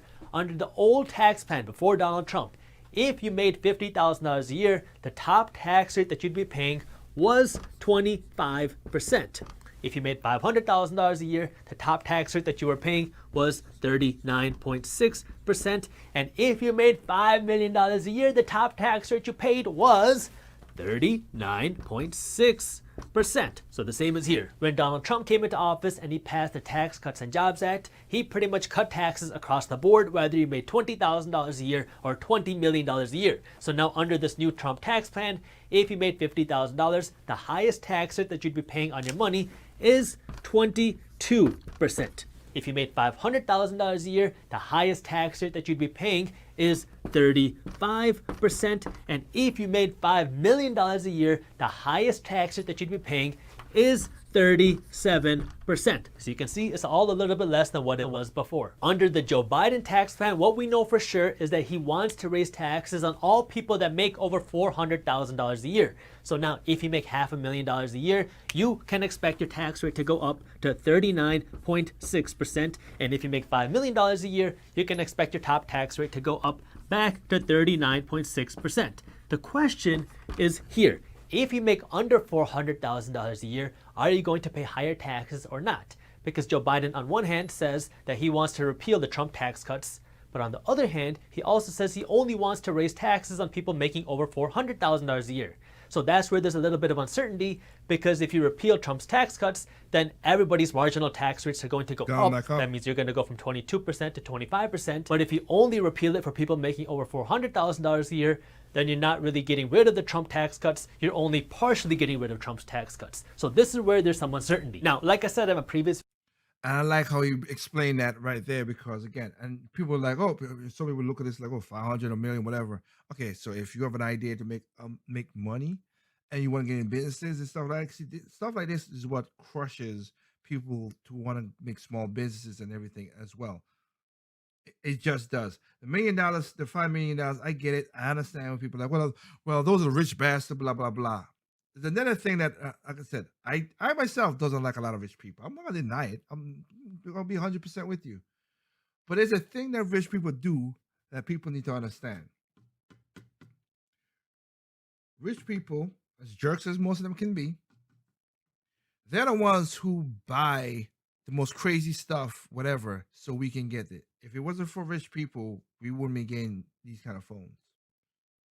As much as I don't like Apple and everything in that regard, and how their system is and everything, people literally buy the phone with the highest tech, whatever. So after a while, couple years later, what was expensive becomes in that. The best example would be cars. We had cars. The rich people used to have the cars with the lane whatever, and the HDI LED lamps and all that stuff. They bought the Lexuses and the Mercedes and the Benz. I would never buy those for Lexus, maybe because of Toyota. Mercedes Benz and all that stuff. Never buy one of those cars because they just literally pieces of junk. It's just a status thing. I've seen more young women buy BMW and Mercedes because they want to be status. Oh, you can't, whatever. You go ahead and be in that. That's what you want to afford. That's what you did. I just want a car to get me from A to B that looks all right, that's good and practical. That's just how I do it. That's why I drove a Nissan Sentra. I take care of my own car. I drive until the wheels fall off. I did that with the last car. The wheels didn't fall. I donated to the Veterans Administration for cars. But I don't go and just, I make sure that if I buy something, and that's how I save a lot of money, because I buy the car, paid it off, and for a lot of years, I don't have to pay for nothing. All I have to do is maintenance for the car and insurance. That's the only two things I pay. Other than paying a bill, a car, and all that stuff, it's just ridiculous. But that said, the rich people then bought those stuff, and then the next year model, or the 2 years model after that, most every 4 years a car changes a model, really, in most cases. They put those same things, they brought it down to prices, and so that some of them work, and put it in the car. If I bought me if I buy a new Nissan Sentra today, I have Apple and Android CarPlay. I have a lot of lane departure, 360 camera views, also backup camera. That's stuff I have it in my car right now, but I don't have the 360 view. All that stuff that helps, whatever, is because it came down from the Infinity line, and people bought those things. So that is something that we here do that I do like, that they did that. They do that for us. Everybody, remember, rich people drive around with a car phone, the big old car phones. We don't now. We could talk to our phone and all that stuff through the car. So that's another thing that they do that people need to understand in that regard. But again, let's go through, like I said, go through what he's doing. This video, this 22% number doesn't mean that you're going to pay 22% in taxes on all $50,000. These are marginal tax rates. The way it works is on the first $0 to $9,800 that you earn, you are going to pay 10% in taxes. On every dollar you earn between $9,800 and $40,000, you are going to pay 12% in taxes. And on every dollar you earn between $40,000 and $50,000, you are going to pay this 22%. So when I say this is your top tax rate, what I mean is this is the top bracket that you're going to be paying. This is how marginal tax rates work. The second thing Joe Biden wants to do is increase Social Security taxes. The way Social Security tax He already done came out. I got the thing. Joe Biden already done came out saying that he's this is stupid. All the financials say, hey, raise, and President Trump is going to do it too as well too. Raise the benefits because again, look, I'm not going to get Social Security. Social Security is already in trouble. It's already busted. Trillions of dollars in debt. I'm not gonna get no benefits out of it. I know I'm not. So that's why I'm not dependent on that. For the guys, for the people now, again, for the boomers and stuff, I get it. You helped a generation before, and they live off of that. But you are so much right now. A lot of kids are now, a lot of people below you are not working as much, and they're not having enough kids, so that they can't offset the boomers. So what happened right now is it's deep, and also the government spending money on crap as usual. Because remember, last year we took in, not last year, but the last tax year, we took in $3 trillion in taxes and spent $6 trillion for crap. Well, not all crap, but still majority of it was crap. So doing that, they were telling people, okay, raise it up, raise up the benefits, so you don't, there were even people on the left, on the right, were saying what to do with Social Security, and they was going to do that. And Biden said, we're not going to do that. We're going to give everybody the benefit back down to where it was back in the 90s. I'm like, who runs this nonsense? But that he already said that. So now it's going to what he's saying now. taxes work is for every dollar that you earn between $0 and $137,700 from your job, you have to pay 12.4% in taxes on every dollar that you earn between $0 and $137,700. Now, if you work a job, not all of this 12.4% is paid by you. Half is paid by you, so 6.2% is paid by you, and the other half, the other 6.2%, is paid by your employer. I also want to stress on that too, because a lot of people don't understand that your employer pays a lot of taxes for having an employee. People keep on forgetting that. Oh, it's just no. They also pay taxes on your behalf to the government. That's why the Trump tax plan to slash certain things. He wanted to get rid of payroll tax, which he should. Well, Joe Biden's not gonna get rid of that. Trump tried to get it, but he got blocked. They should have got rid of payroll tax, so you would get more money in your daggone pocketbook. That's why when people was like, "Oh, Trump did this for the rich," and they're like, "I didn't get enough money." People who are middle class and lower who didn't figure that out. That's why I'm doing this video. They didn't figure out. Oh, I get less money in refunds. Yes, because you got more money in your check. I saw more money in my check. I saw that, and it was a good amount of money that I invested and do certain things with my money, with my HSA and everything else. But people didn't do that because people spend the money instantly, whatever, and they don't look at their checks like they just look. Okay, I'm gonna get $300. I'm gonna get $500 this week. I get $500. Oh, I got 550. Again, that's a low end. I'm just giving like a low end. But they didn't see 550. You got more money. Or I got $600. Okay, that's great and all, but and then when it came and then when the news media and people who are ignorant played upon, I got less money in my refund because you pay less taxes in there. That's why. It's annoying how people did not get that. And the news media took control of that narrative and just busted down everybody from Fox News, pushing in people's faces. Oh, no, you had more. You took home more money. You could have took home money. I think the best person, bad or good, but you're your own best. When it comes to money, I think you know how to spend your money the best than the government ever will be. You want to, well, with consequences, of course. So if you want to be stupid to spend money on crappy food, whatever, and all that stuff, and then, I got fat, and I'm fat, and I got heart diabetes, whatever, that we should not bail your butt out. I'm seriously. It might sound bad, but we should not bail you because you put that on yourself. The consequences.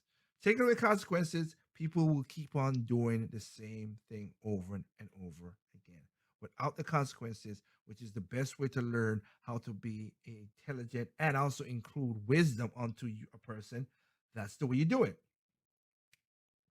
But let's still go. Your boss. But if you're self-employed, if you run your own business like I do, I have to pay 6.2% in Social Security taxes when I pay myself, and then I have to pay another 6.2% when I get paid. So in effect, I'm paying 12.4%, just in two different halves. But if you're not self-employed, then you're just going to be paying 6.2% in Social Security taxes because the other half is paid by your boss. Now, for every dollar that you earn between $137,000 and $400,000, you have to pay 0% of your income in Social Security taxes, and for every dollar that you earn over $400,000, you have to pay 0% in Social Security taxes. And again, these Social Security taxes that you pay are in addition to your income taxes. Joe Biden wants to change this by saying that for every dollar you earn between $0 and $137,700, you are going to again have to pay this 12.4% split by you and your boss. And for every dollar you earn between $137,700 and $400,000, you are going to have to pay 0% in Social Security taxes. But this is where things get interesting, because if you make more than $400,000 a year, Joe Biden wants you to pay another 12.4% in Social Security taxes, half paid by you, half paid by your employer. So the goal with these tax hikes is to make more revenue for the government. That way the government can provide more services, and because people say that rich people need to pay their fair share. More revenue for the government. The government is not is a non-profit situation, and we already see how I have a problem paying for the services, but the government wastes money so much. Again, $3 trillion, $6 trillion. Wherever what the other $3 trillion went? Where did it go? I give an example. Joe Biden is going to put a general in charge. I played a clip, showed you a clip from CNN and everything, whatever. He was in charge back on Obama. This general was in charge of the Middle East. He was supposed to take $500 billion and train 3,000 soldiers. They trained 5 soldiers. 5. So where did the rest of the money go? You telling me it was $100 million per soldier to train it? And Joe Biden is going to put that guy back in charge of the Middle East. Oh, great. Oh, wonderful. Wonderful. Great. Same thing with majority of the people that he's putting in his cabinet are people who are in government and did crazy things. I'm like, well, but because he's self to those people. Not surprised. He put the same corny people in there. Your John Kerry, who was a horrible Secretary of State. This was a Rice Benghazi was an ignominious disaster. Most of the financial people, he's all women. Half of the women who he choose, they don't even know some of the stuff this guy's talking about. He's just gonna like, oh, we're gonna give money here, that's whatever. They're gonna take your money, whatever, but give you crumbs. That's why I stated the rich are gonna stay rich. You're gonna have the loopholes and the accountants go do stuff, and you're gonna talk about that. The poor are gonna keep on like, okay, you know what? You gave me more crumbs, I'm gonna give you this, and us, the middle class, is gonna get bent over and screwed royally. Now, the interesting thing is if you just look at these income tax rates, this couple percent bump or this few percent bump here really isn't the end of the world. It really gets expensive over here though, because if you're making $5 million a year from your job, yeah, a couple percent bump in your income tax isn't going to really kill you. But another 12.4% tax, depending on whether you're self-employed or not, is hundreds of thousands of dollars in additional taxes that you'd be paying. But what we've seen happen time and time again is anytime you raise taxes, the burden of the tax hikes are felt by the lower class and the middle class, not the rich. And he's going to explain that. And I've said that multiple times on my show. The French learned that the hard way. I've used that example multiple times. Venezuela learned that super hard. Nicaragua, Colombia, same thing with Sweden. They learned that the hard way and they fixed it. They're not a socialist nation as people. They have social style, but they're a capitalist nation. But people keep on forgetting that. And funny how Bernie Sanders, when I looked into Sweden and see what Sweden has done and everything, yeah, there's some things Sweden don't do. But when he's like, we need to have a plan like Sweden for for healthcare. When I looked into it, I'm like, you know what, Bernie, you're 100% correct. And then after that, Bernie never don't say it, because if you look into it, they're not 5 companies that control an oligopoly. They're not 5 companies that control healthcare. There are over 200 insurance companies in Sweden. If you don't like it, you go to some, just like a cell plan.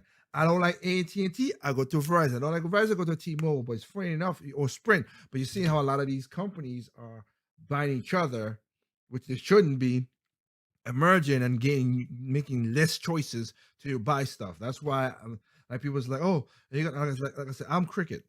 If I don't like what I was on Sprint, I didn't like what Sprint did. After a while, I said, you know what, screw it. People are like, oh, because they trick you saying, but oh, if they wanted to get the new phone and they're going to subsidize it. In the old days, that was true. But now, that ain't kind of true, because now they say they put to your plan, and also that you got to pay a fee every month to go buy the phone. Look, I buy my phone outright. This was $600. This is a Zenfone 6. I'll put a review of it on my other channel. Like I said, Zenfone 6. I paid it up front. Done with it. I ain't got to worry about it. The last one I had was a Zenfone 3. I had it for 4 years. Did its job. I still have it. It still works. I just upgraded when I don't upgrade every year, whatever. And this does way more than I need to do. So it's just like that now. But like I said, people don't understand that when you raise taxes, how people feel because of how the system is. I've said this before again, when people are like, oh, the Democrats are like, oh, we're going to tax the rich. The Democrats are rich. And Nancy Pelosi's, your Chuck Schumer's, they are rich. You tell me they're going to tax themselves? They're not going to do that. But I'll let my boy explain it. I mean, you could change the top tax rate to 90%, and it's not going to affect the rich, because the higher you raise taxes, the more you incentivize rich people to find loopholes or create tax loopholes. Think of it this way. If gas prices go up a lot, what happens? People stop driving gas cars and they start driving electric cars. When you see gas prices go up, there's a lot more incentive for people to create alternative energies, because people don't want to pay that much money for gas. It's the same with taxes. To a degree, because then you're going to have rise and crop. Again, France saw that what happened when they did that nonsense. And also, you without a grid, you're still going to pay way more in something else, because, again, electric gets power from where? Unless you have a solar power, like solar power, whatever, you're going to do still nuclear, coal, whatever, still to make whatever. Even though Joe Biden's like, we're going to get rid of fossil fuels. You ain't going to get rid of fossil fuels. You're not. Stop saying that. That's a lie. Because, again, oil does so much stuff beyond just gasoline. Again, this mic, fossil fuels. All this, fossil fuels. Fossil fuels is in this. Fossil fuels is in my mouse. Fossil fuels is in all of that stuff. Plastics. Oh, man. Just not come. Let's be, like I said, I'm being straight honest with you, because people are not teaching these young kids and stuff about this. Anytime you raise taxes, you increase incentives for people to now go out and find loopholes, because now it is more profitable to find a loophole, because if you don't find a loophole, you're going to have to pay way more money in taxes. Like in the case of people making $400,000 a year, well, if you're self-employed, you're no longer going to pay yourself a salary more than $400,000, because if you pay yourself a $500,000 salary, you're going to be subject to this 12.4% Social Security tax. So what are you going to do? You're going to pay yourself a salary of $399,999. That way you don't have to pay any Social Security tax here. And every dollar you pay yourself after that is going to be a profit distribution. That way it's not an income. That way you don't have to pay this Social Security tax on your profit distribution. If you still don't believe me, let's take a look at history. In the 1950s, the top tax rate was not 39%. It was 91%. That means for every dollar that you earned, over $200,000, you only got to keep 9 cents, because 91 of those cents were going to the government in taxes. If the top tax rate is 91%, then the rich must be paying their fair share, because the taxes are so high. So if you're making a lot of money, you must be paying a ton of money in taxes, right? Well, not exactly. It actually creates more inequality, because now if you're rich, you have a lot of incentive not to pay those high taxes, because it is very profitable to go out and find a tax loophole or create a tax loophole. That way you don't have to pay 91% in taxes. One of the most famous examples of this was Louis B. Mayer. He was a big-time film producer, and he retired in 1951. And when he retired... I remember, this is Hollywood. They know how to manipulate stuff like that, and these are the ones who push. He'll pay higher taxes. Pay higher taxes. He's one of them too. Pay higher taxes, whatever.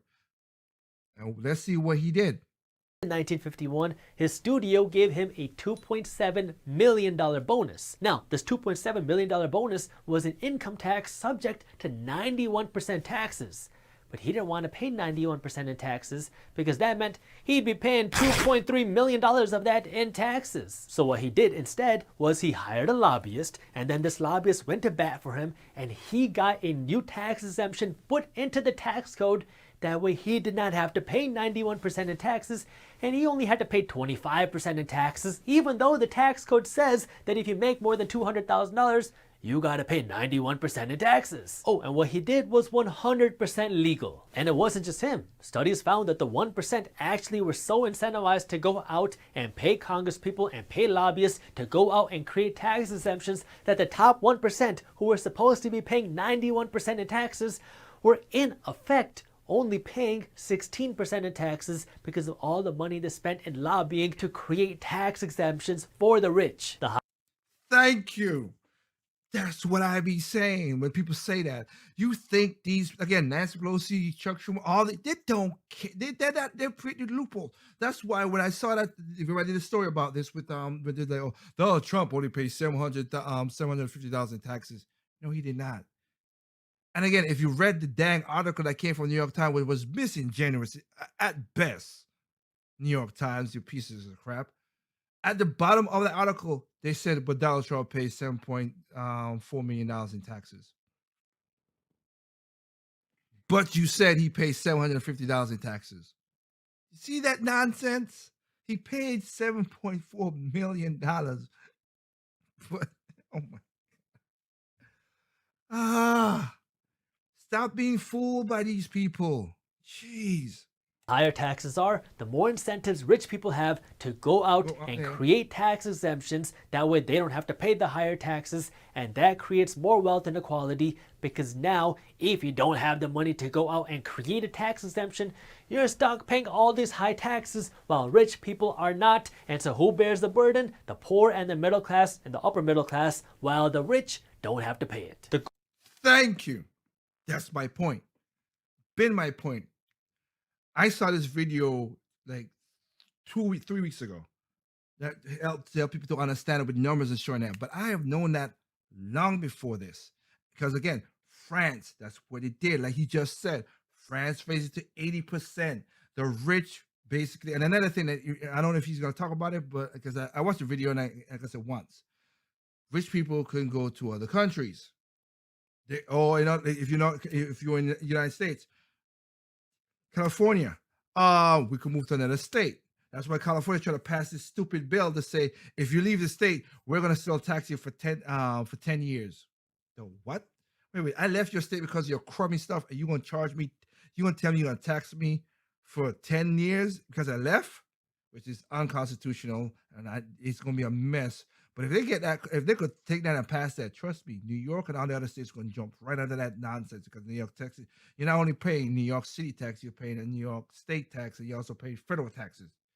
You're paying a lot of taxes in New York. That's when Chelsea Clinton with her, Chelsea Handler, with her dumb self, that's a lie. No, it's true, you crazy chick. Like I said, you add in the 22 to the 12.4.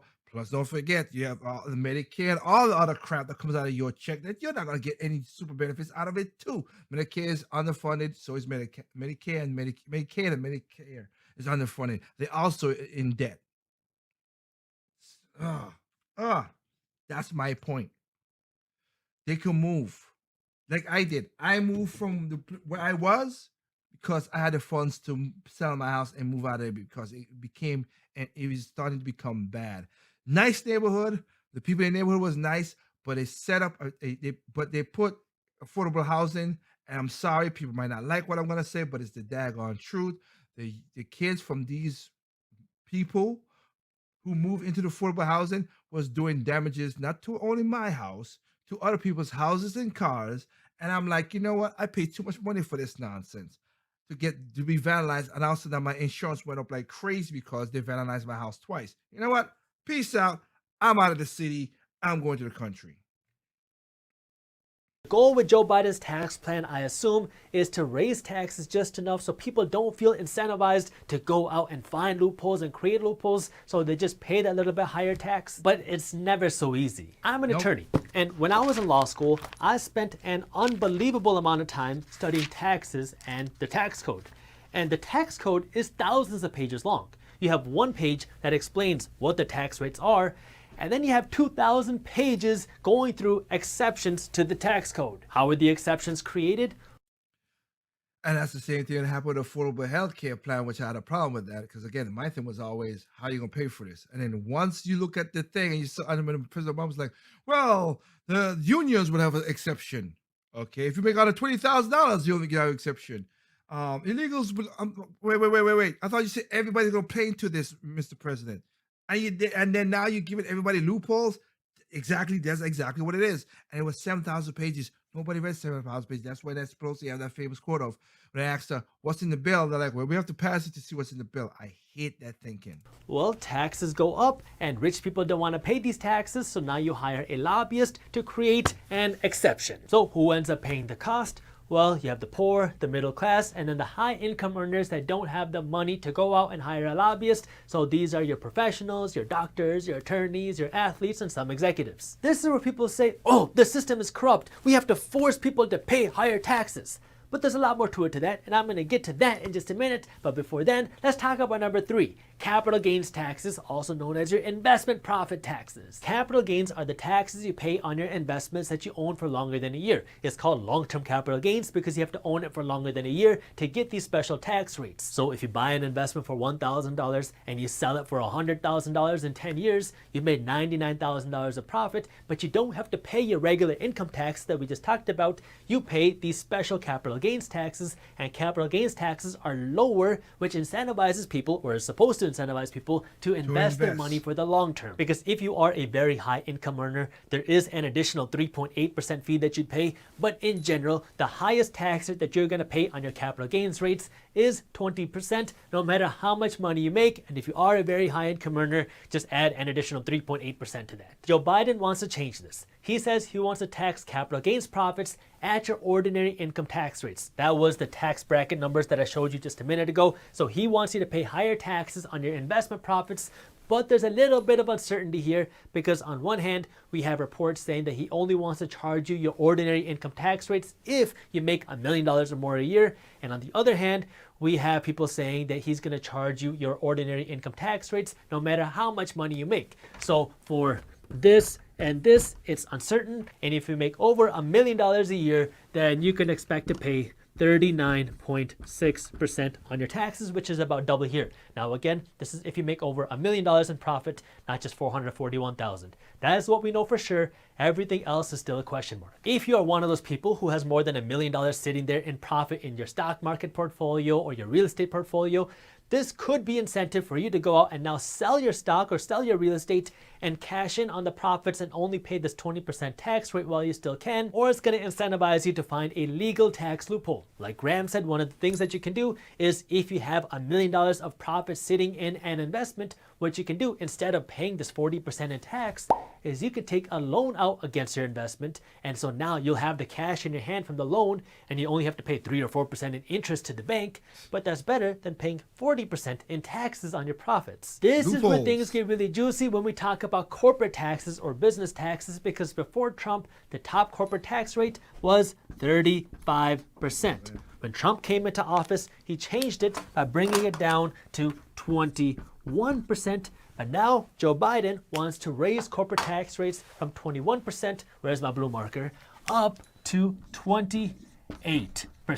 Big corporations have to pay 2 different layers of taxes. The way it works is, let's say this is you, gotta draw you a nice mustache, and you buy some chips from this business. Now, you spend money at this business, and let's say this business has $63,000 of profit in its bank account.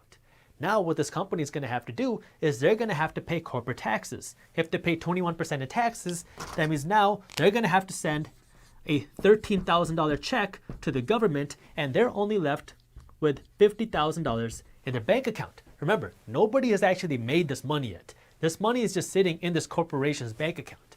Now, here is an employee that works for the company, and let's say this business wants to reward this employee for their good work, so they give this employee this $50,000. So now this employee gets a $50,000 check, but this employee has to pay taxes on this money.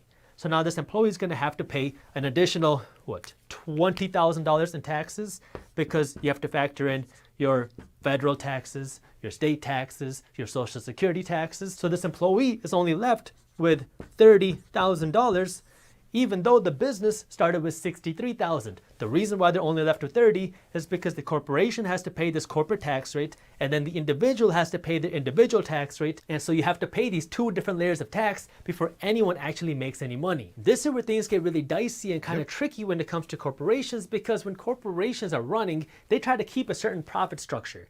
And if they are not maintaining a certain amount of profit or money, then they're going to either have to lay off employees, or they're going to have to make wage cuts, or they're going to have to do something that way they can get the profits back up. So, and that's why forcing them to do the whole 15 million, if the corporate want to do it, can make the money, good for them.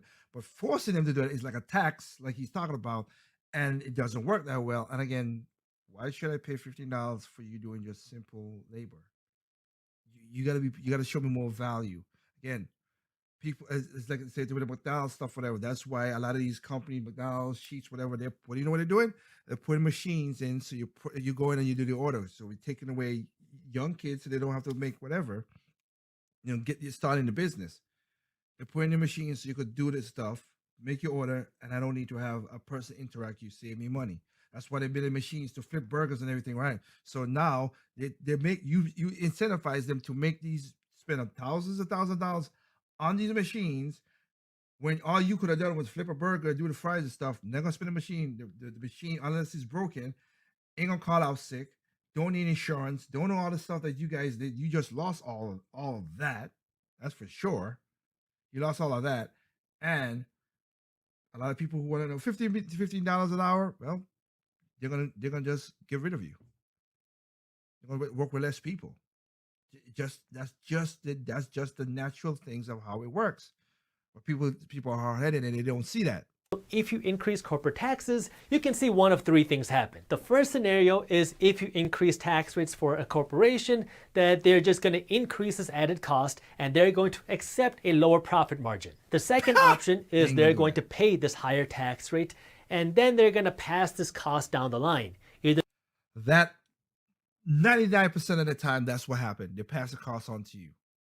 Unless it's like a family-owned business or whatever, who'll be nice, but I doubt it. Most corporations, that's why people need to understand it with your Walmarts, whatever. They'll pass, that was passed, cut out to you. Look, I've done this because I used to work at a grocery store. I've seen Clorox, Johnson & Johnson, whatever. I'm like, when the taxes went up and everything and stuff back before me, when it was Obama, because that's when I used to work. I'm like, wait, what? Let me see. This bottle is like this. This bottle literally says 33.8 fluid ounces. And what I did is two things. There is two things they could do. Like he's just say, they're gonna raise the price on this, or the sneaky way that people never understand this. Like Haagen-Dazs, I've seen this Haagen-Dazs. They change and also like I said, Clorox. They change the ounces they use. Or they change the materials they use as well too, so you get cheaper crap. So you get cheaper crap in your stuff.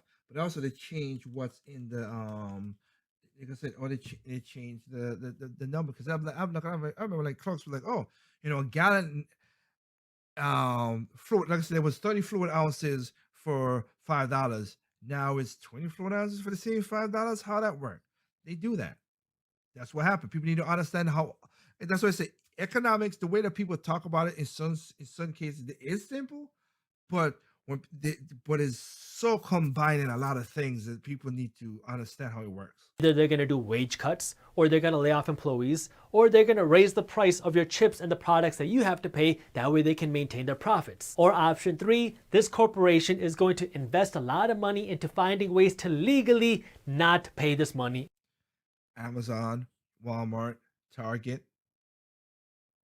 your GlaxoSmithKline, your Johnson & Johnson. That's what they do. in taxes. You can hate me for saying this, but I have spent countless hours studying this. If you raise a corporation's tax rates enough, they're going to invest a lot of money to either get the tax code changed or find a way around the tax code. What happens is this company is going to say, yeah, we're making some money in the United States, but we're actually located in Ireland. And then they tell the Irish government. And this one is how deceptive it is, and the politicians does the same thing too. Okay, again, he passed away.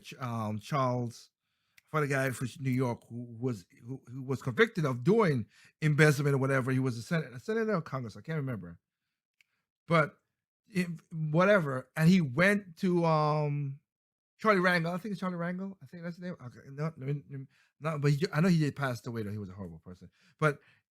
You saw him in the Cayman Islands with his gold chain and his speedos. Ugh. Okay, I'm ugly, but damn, that's just not a good look. And they know how to they put money in all these places. The politician knows these things. They talk about, well, we need to stop these loopholes, but you do it yourself. Yeah, we have an office in Ireland, but we're actually owned by a company that's located in Bermuda, because Ireland has a law that says that if you have a company in Ireland, but you're managed by a company somewhere else, like if you're managed by a company in Bermuda, you only have to pay the tax rates of that somewhere else. Well, Bermuda's tax rates are, you want to guess, 0%. So now what happens is there are airlines that also register their planes in Bermuda for that reason too. Take this money, you send it to Bermuda, Bermuda sends this money to Ireland, and then there's some other fancy stuff that happens where this money goes to Netherlands, and then the money goes back to Ireland. But in effect, you are making billions of dollars, and you're paying almost no taxes. This is a very simplified version of something called the double Irish Dutch sandwich, and this is something that corporations with a lot of money do if they don't want to pay this money in taxes. Now, these dollars, this money from America, is sitting overseas in some random bank account, and it's not being used. Money only has value if it's used and it's deployed, because then people can have jobs and it can be used for people to buy houses. But if this money is sitting in a random bank account overseas, it's not doing anyone any good. What this also does is it hurts competition, because now if you're not a major corporation and if you don't have all the cash to create these fancy tax systems to avoid paying taxes, then you have to pay these higher tax rates while your competitors don't. So what this in effect does is it eliminates competition. The companies that are huge, that have all these dollars to hire the fancy attorneys to create these fancy systems, don't have to pay these taxes, and their money is sheltered somewhere else. But the smaller companies that are trying to grow don't have that resource, and so now they have to pay higher fees, they have to pay higher taxes, and you are in essence eliminating competition by making it harder for the smaller companies to play. When Donald Trump cut the corporate tax rate, what we saw happen was billions of dollars that were hiding overseas came back into the United States because tax rates were a lot lower. But the issue was when corporations brought all this money back, they used that money for stock buybacks, and they used that money to pay investors through dividends. So that money didn't really go into the hands of everyday people. It helped investors, but it didn't really help regular Americans. This is the issue that a lot of people had. And so what I would have liked to see happen, and I think a lot of people would prefer, is now if you say, okay, bring this money back, but you have to use this money to invest in growth, or you have to use this money to improve your community. If you do that, now if you're investing in growth. And he had a plan to do that, and again, it got shut down. Funny how that works, don't it? But, history is what it is. Growth, you're creating new jobs, you're hiring more people, and if you're investing in your community, you are taking care of your community and you're helping people who are not going to get that benefit unless they own your stock. But this is where I want to take a step back and really dive into the question of higher taxes, because the question is, who's going to use the money better? You or the government? The government says that they can use the money better, which is why they want to raise taxes, because if they get more tax dollars, they think that they can use the money better to improve the community. But a lot of people and a lot of businesses say the opposite. They say, if I had more money in my hands, I could secure my financial freedom without the help of the government, and I could help my community more without the help of the government. This is where we have to find a balance, because there is a need for public services. I'm not saying that there isn't. And I agree with him on that point. It is a balanced thing that I just don't trust the government because they waste more money than that. I would say it won't be a balance of 50-50. Hell no. I would say most like a 80-20. 80, I control my money. 20 the government does it. I'd rather go 90-10. But we do need bus services. We do need certain services. I get that. I'm not against that. Even though I'm a libertarian, I'm not the crazy libertarian like these other people were like, oh well, we don't need police. Yes, we need police. We don't need fire. Yes, we need firefighter. We need police. We need simple services, and we need people to fix the roads. We need this stuff. We do need government to do that, and they do that to a degree. All right, not great, but all right. And we need a military to protect ourselves and everything else. But when you get this service of feeding us and everything like that, no, no. As a safety net, if you fall on hard times, 1 year. If you can't get your butt off of 1 year, that's it. Yeah, that's your butt. That's your butt. No. I mean, we need teachers, we need police officers, we need parks. The teacher part I don't know about because again the teachers unions whatever and to a degree, and we see some of these teachers and professors teach garbage in college, and you pay to teach this garbage in college. We need these public services. That is a great thing, and that's a very nice thing to have in any society. But the tough thing is really finding that balance, because the way the government creates jobs and the way an entrepreneur creates jobs are two completely different ways. An entrepreneur creates jobs through efficiency. An entrepreneur will have to create value, they have to create a product, and their job is to be profitable through efficiency by running an efficient business, because the more profit an entrepreneur can make, the more money they can invest in growth, the more people they can hire, and ultimately the more profit they can make. So if an entrepreneur is making more profit, they can create more jobs. The government works a little bit differently because the government doesn't need to be profitable. They know that they're going to continue getting paid no matter what, because they're always going to get taxes as long as you are creating a profit. So if you're making money, you're going to pay the government taxes, and the government can actually create more jobs by being inefficient. I live in a northern state and we don't have Create more jobs. These are bureaucrats, because again, I remember when all these politicians like, oh, this is the thing. Okay, well, you know what? I'm gonna create a bureau, which Joe Biden and Trump has done it too. We're gonna create a bureau of doing this nonsense, and you can't you can't fire them at all. You can't fire those guys, and they have power just as much as any politician, which I'm against. I hate bureaucrats, because what bureaucrats gonna do is like, oh, that's why I give an example. That stupid thing that happened in Asheville, they're like, oh, we're gonna, and same thing in New York and California, but in Asheville, North Carolina, they're like, we're gonna create a committee that's gonna look into reparations and all that stuff. What that did was create jobs for their friends, black or white, make no damn difference. Create jobs for their friends, because I did a video about that. Their friends get money.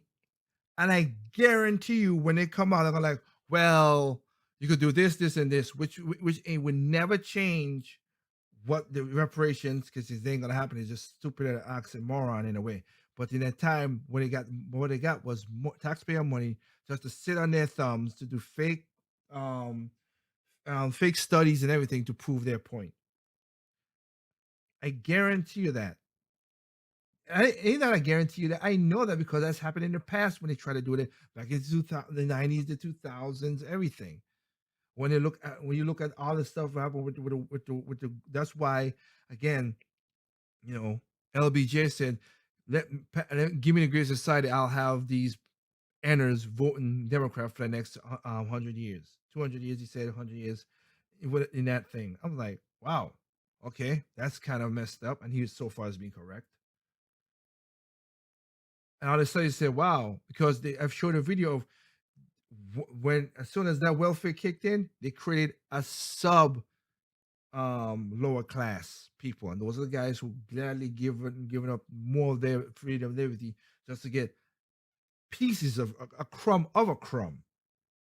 And that's what we got a problem we have right now. Have the best roads because we get a lot of snow, which means we have a lot of salt put on the roads, and so there's a lot of potholes in my state, while the states around me also get snow, they also get salt, but they don't have the potholes. The difference is the material that we're using in our roads. The states that are around me are using this more expensive material, which costs more money up front, but over the long run it saves a lot of money because you only have to repair those roads every 10 or 15 years, but in our state you have to repair or replace the roads every 5 years because we use a cheaper material. Over the long run, it is much more expensive to use our material because you have to keep paying to replace it, but the benefit of replacing the roads every 5 years is now people get to continue to have jobs. See, it's more inefficient, but people continue to have jobs because you have this inefficient process where you have to keep breaking the roads and keep repairing them. It's more expensive for taxpayers because it costs more money, but it creates more jobs because it's more inefficient. So you can create jobs through inefficiencies and efficiencies. You can actually create more jobs through inefficiencies quicker, but from a sustainability standpoint, you need something efficient to create a profit in order to fund these inefficiencies. Exactly. So it goes back to the same question. Who's going to use the money better, the government or the people? If the government has more money, they can create more government programs and government systems which are supposed to help more people. But if people have more money, then they can use this money to help build their financial future, and they can use this money to invest in their community and take care of people. And if businesses have more money, they can have more money to invest in growth and hire more employees and grow their business. Do you remember when the Red Cross was accused of only spending like 10 cents of every dollar they made in actual donations for charity, and everybody got really upset because there were claims saying that the Red Cross is using 90% of all the charity dollars that they're getting for advertising and marketing and paying their employees, and only 10 cents was actually being used to help people? Well, that's really kind of how the government works. The government has so many layers upon layers upon layers upon layers upon layers of systems and people. Helping people is great, and I think we should all encourage other people to give back and help their community. But the question is, what's the most efficient way to do that? Is it through paying more taxes and having the government creating more systems? Or is it through incentivizing people and incentivizing businesses to take care of their communities better? That's why it's all a balance. A healthy country needs tax revenue in order to fund its public services. I get But that. if you have taxes that are too high, now you're incentivizing inefficient services, because now companies and rich people are going to be using their money to hire lobbyists to create tax exemptions, which is not a very beneficial thing for society. And if the government has too much say, then you could see a lot more inefficient systems with not a lot of productivity happening. If you enjoy So I want to thank you again. This is basically the minority mindset. This is about for Joe Biden taxes. That's what I wanted to talk about. I want to let people understand and see that. That's what I wanted to do. Okay, so you see how that not how inefficient, how crazy some of this nonsense is. So I will my best this weekend. I'm gonna chop this part of the Project Open Mic and also put it as basically a Street No Chasers video and stuff like that. I'm trying to put more content on Project Open Mic on YouTube and also on other alt texts and podcasts and stuff with Spotify and everything. That is the game by the end of January to do that. But on a serious note, like crazy, yeah, it's now you see inefficiency. That's what I want to point out. And these kids, these kids, and some adults, not some, a majority of adults don't even understand that. They talk all this stuff. Rich people are going to get rich. Poor people are going to keep on crawling for crumbs, and the middle class is going to get effed over. Seriously, that's just what is going to happen. Okay, now you saw it. See what it is. So I'm gonna cut in a smaller version. You could share it to your people, whatever. And again, you can go to this guy's video and check out what it is. I am gonna put a playlist over the weekend that has, like I said, a raw file that you can check these videos by itself without me cutting in and telling whatever. But so you can see that. And again, if you watch the videos there, they still get their monetization because it's basically true how YouTube does the playlist thing. I don't make no money off of this. Like I said, this is just basically a teachable moment to everything, and that's basically how I do most of my videos. I don't monetize this. I mean, I might get to the point with Radio T3 back where it was when I had a Radio T3 where you could donate to us and help keep this process going. But I am taking out of my own money, my own time to build systems, get the mics, do all the certain things. I'm still keep on doing the lights you see back here to do a documentary, all that stuff. That's all on me. But I hope you guys in the future can help. Hey, if you donate $1 to the $1 a month, that's $12. It's better than zero, of course. But again, I'm doing this just to help people in that regard. So with that said, you see the talking points, you see the crap, you see how they do things. You gotta be careful on that. So I want to thank people out there of course for joining me. Tempo FM, Facebook, and like I said, Twitch is going to be in it. We're going to add more stuff to it because we are growing, not really through the Facebook and YouTube, but Tempo FM has been, we've been getting a lot of people watching live. So I thank you, Tempo FM, and hopefully we'll go do stuff on Twitch. And guys, share the content, like, subscribe, share the content, thumbs up, thumbs down. I don't care. Again, Tempo FM guys, you're like in the thousands of watching this. Here, just come to YouTube. And just just subscribe. You're not gonna watch it there. You can still watch it on Tempo FM, or like I said, hopefully when I go to BitChute and Library and all the other contents or locals or whatever, because there's a lot of people I'm trying to do. You let me know how we do it. So again, you want to contact us, Project Oprah Mike T3@gmail.com. We have a Twitter, we have an Instagram. It's not basically used so much because I'm, like I said, hopefully by March I'll get somebody to take care of all that stuff for me again better. I'm not knocking the person who it is. I get people are busy and it's not a profit. You go and make your money and the person listening, I understand. But it is what it is in that regard. So the inauguration is coming up next week. People, there are going to be people on the left and the right going to start trouble. I'm not going to deny it. It's not only the right. It's not only all Trump supporters. It's not going to be that. It's going to be all people doing nonsense. And even the Black Lives Matter, the Trump supporters, the BLM, by all means necessary, NAMBLA, all these people are going to do all this crazy stuff. Please be careful. Technically speaking, I'm with another video people I use.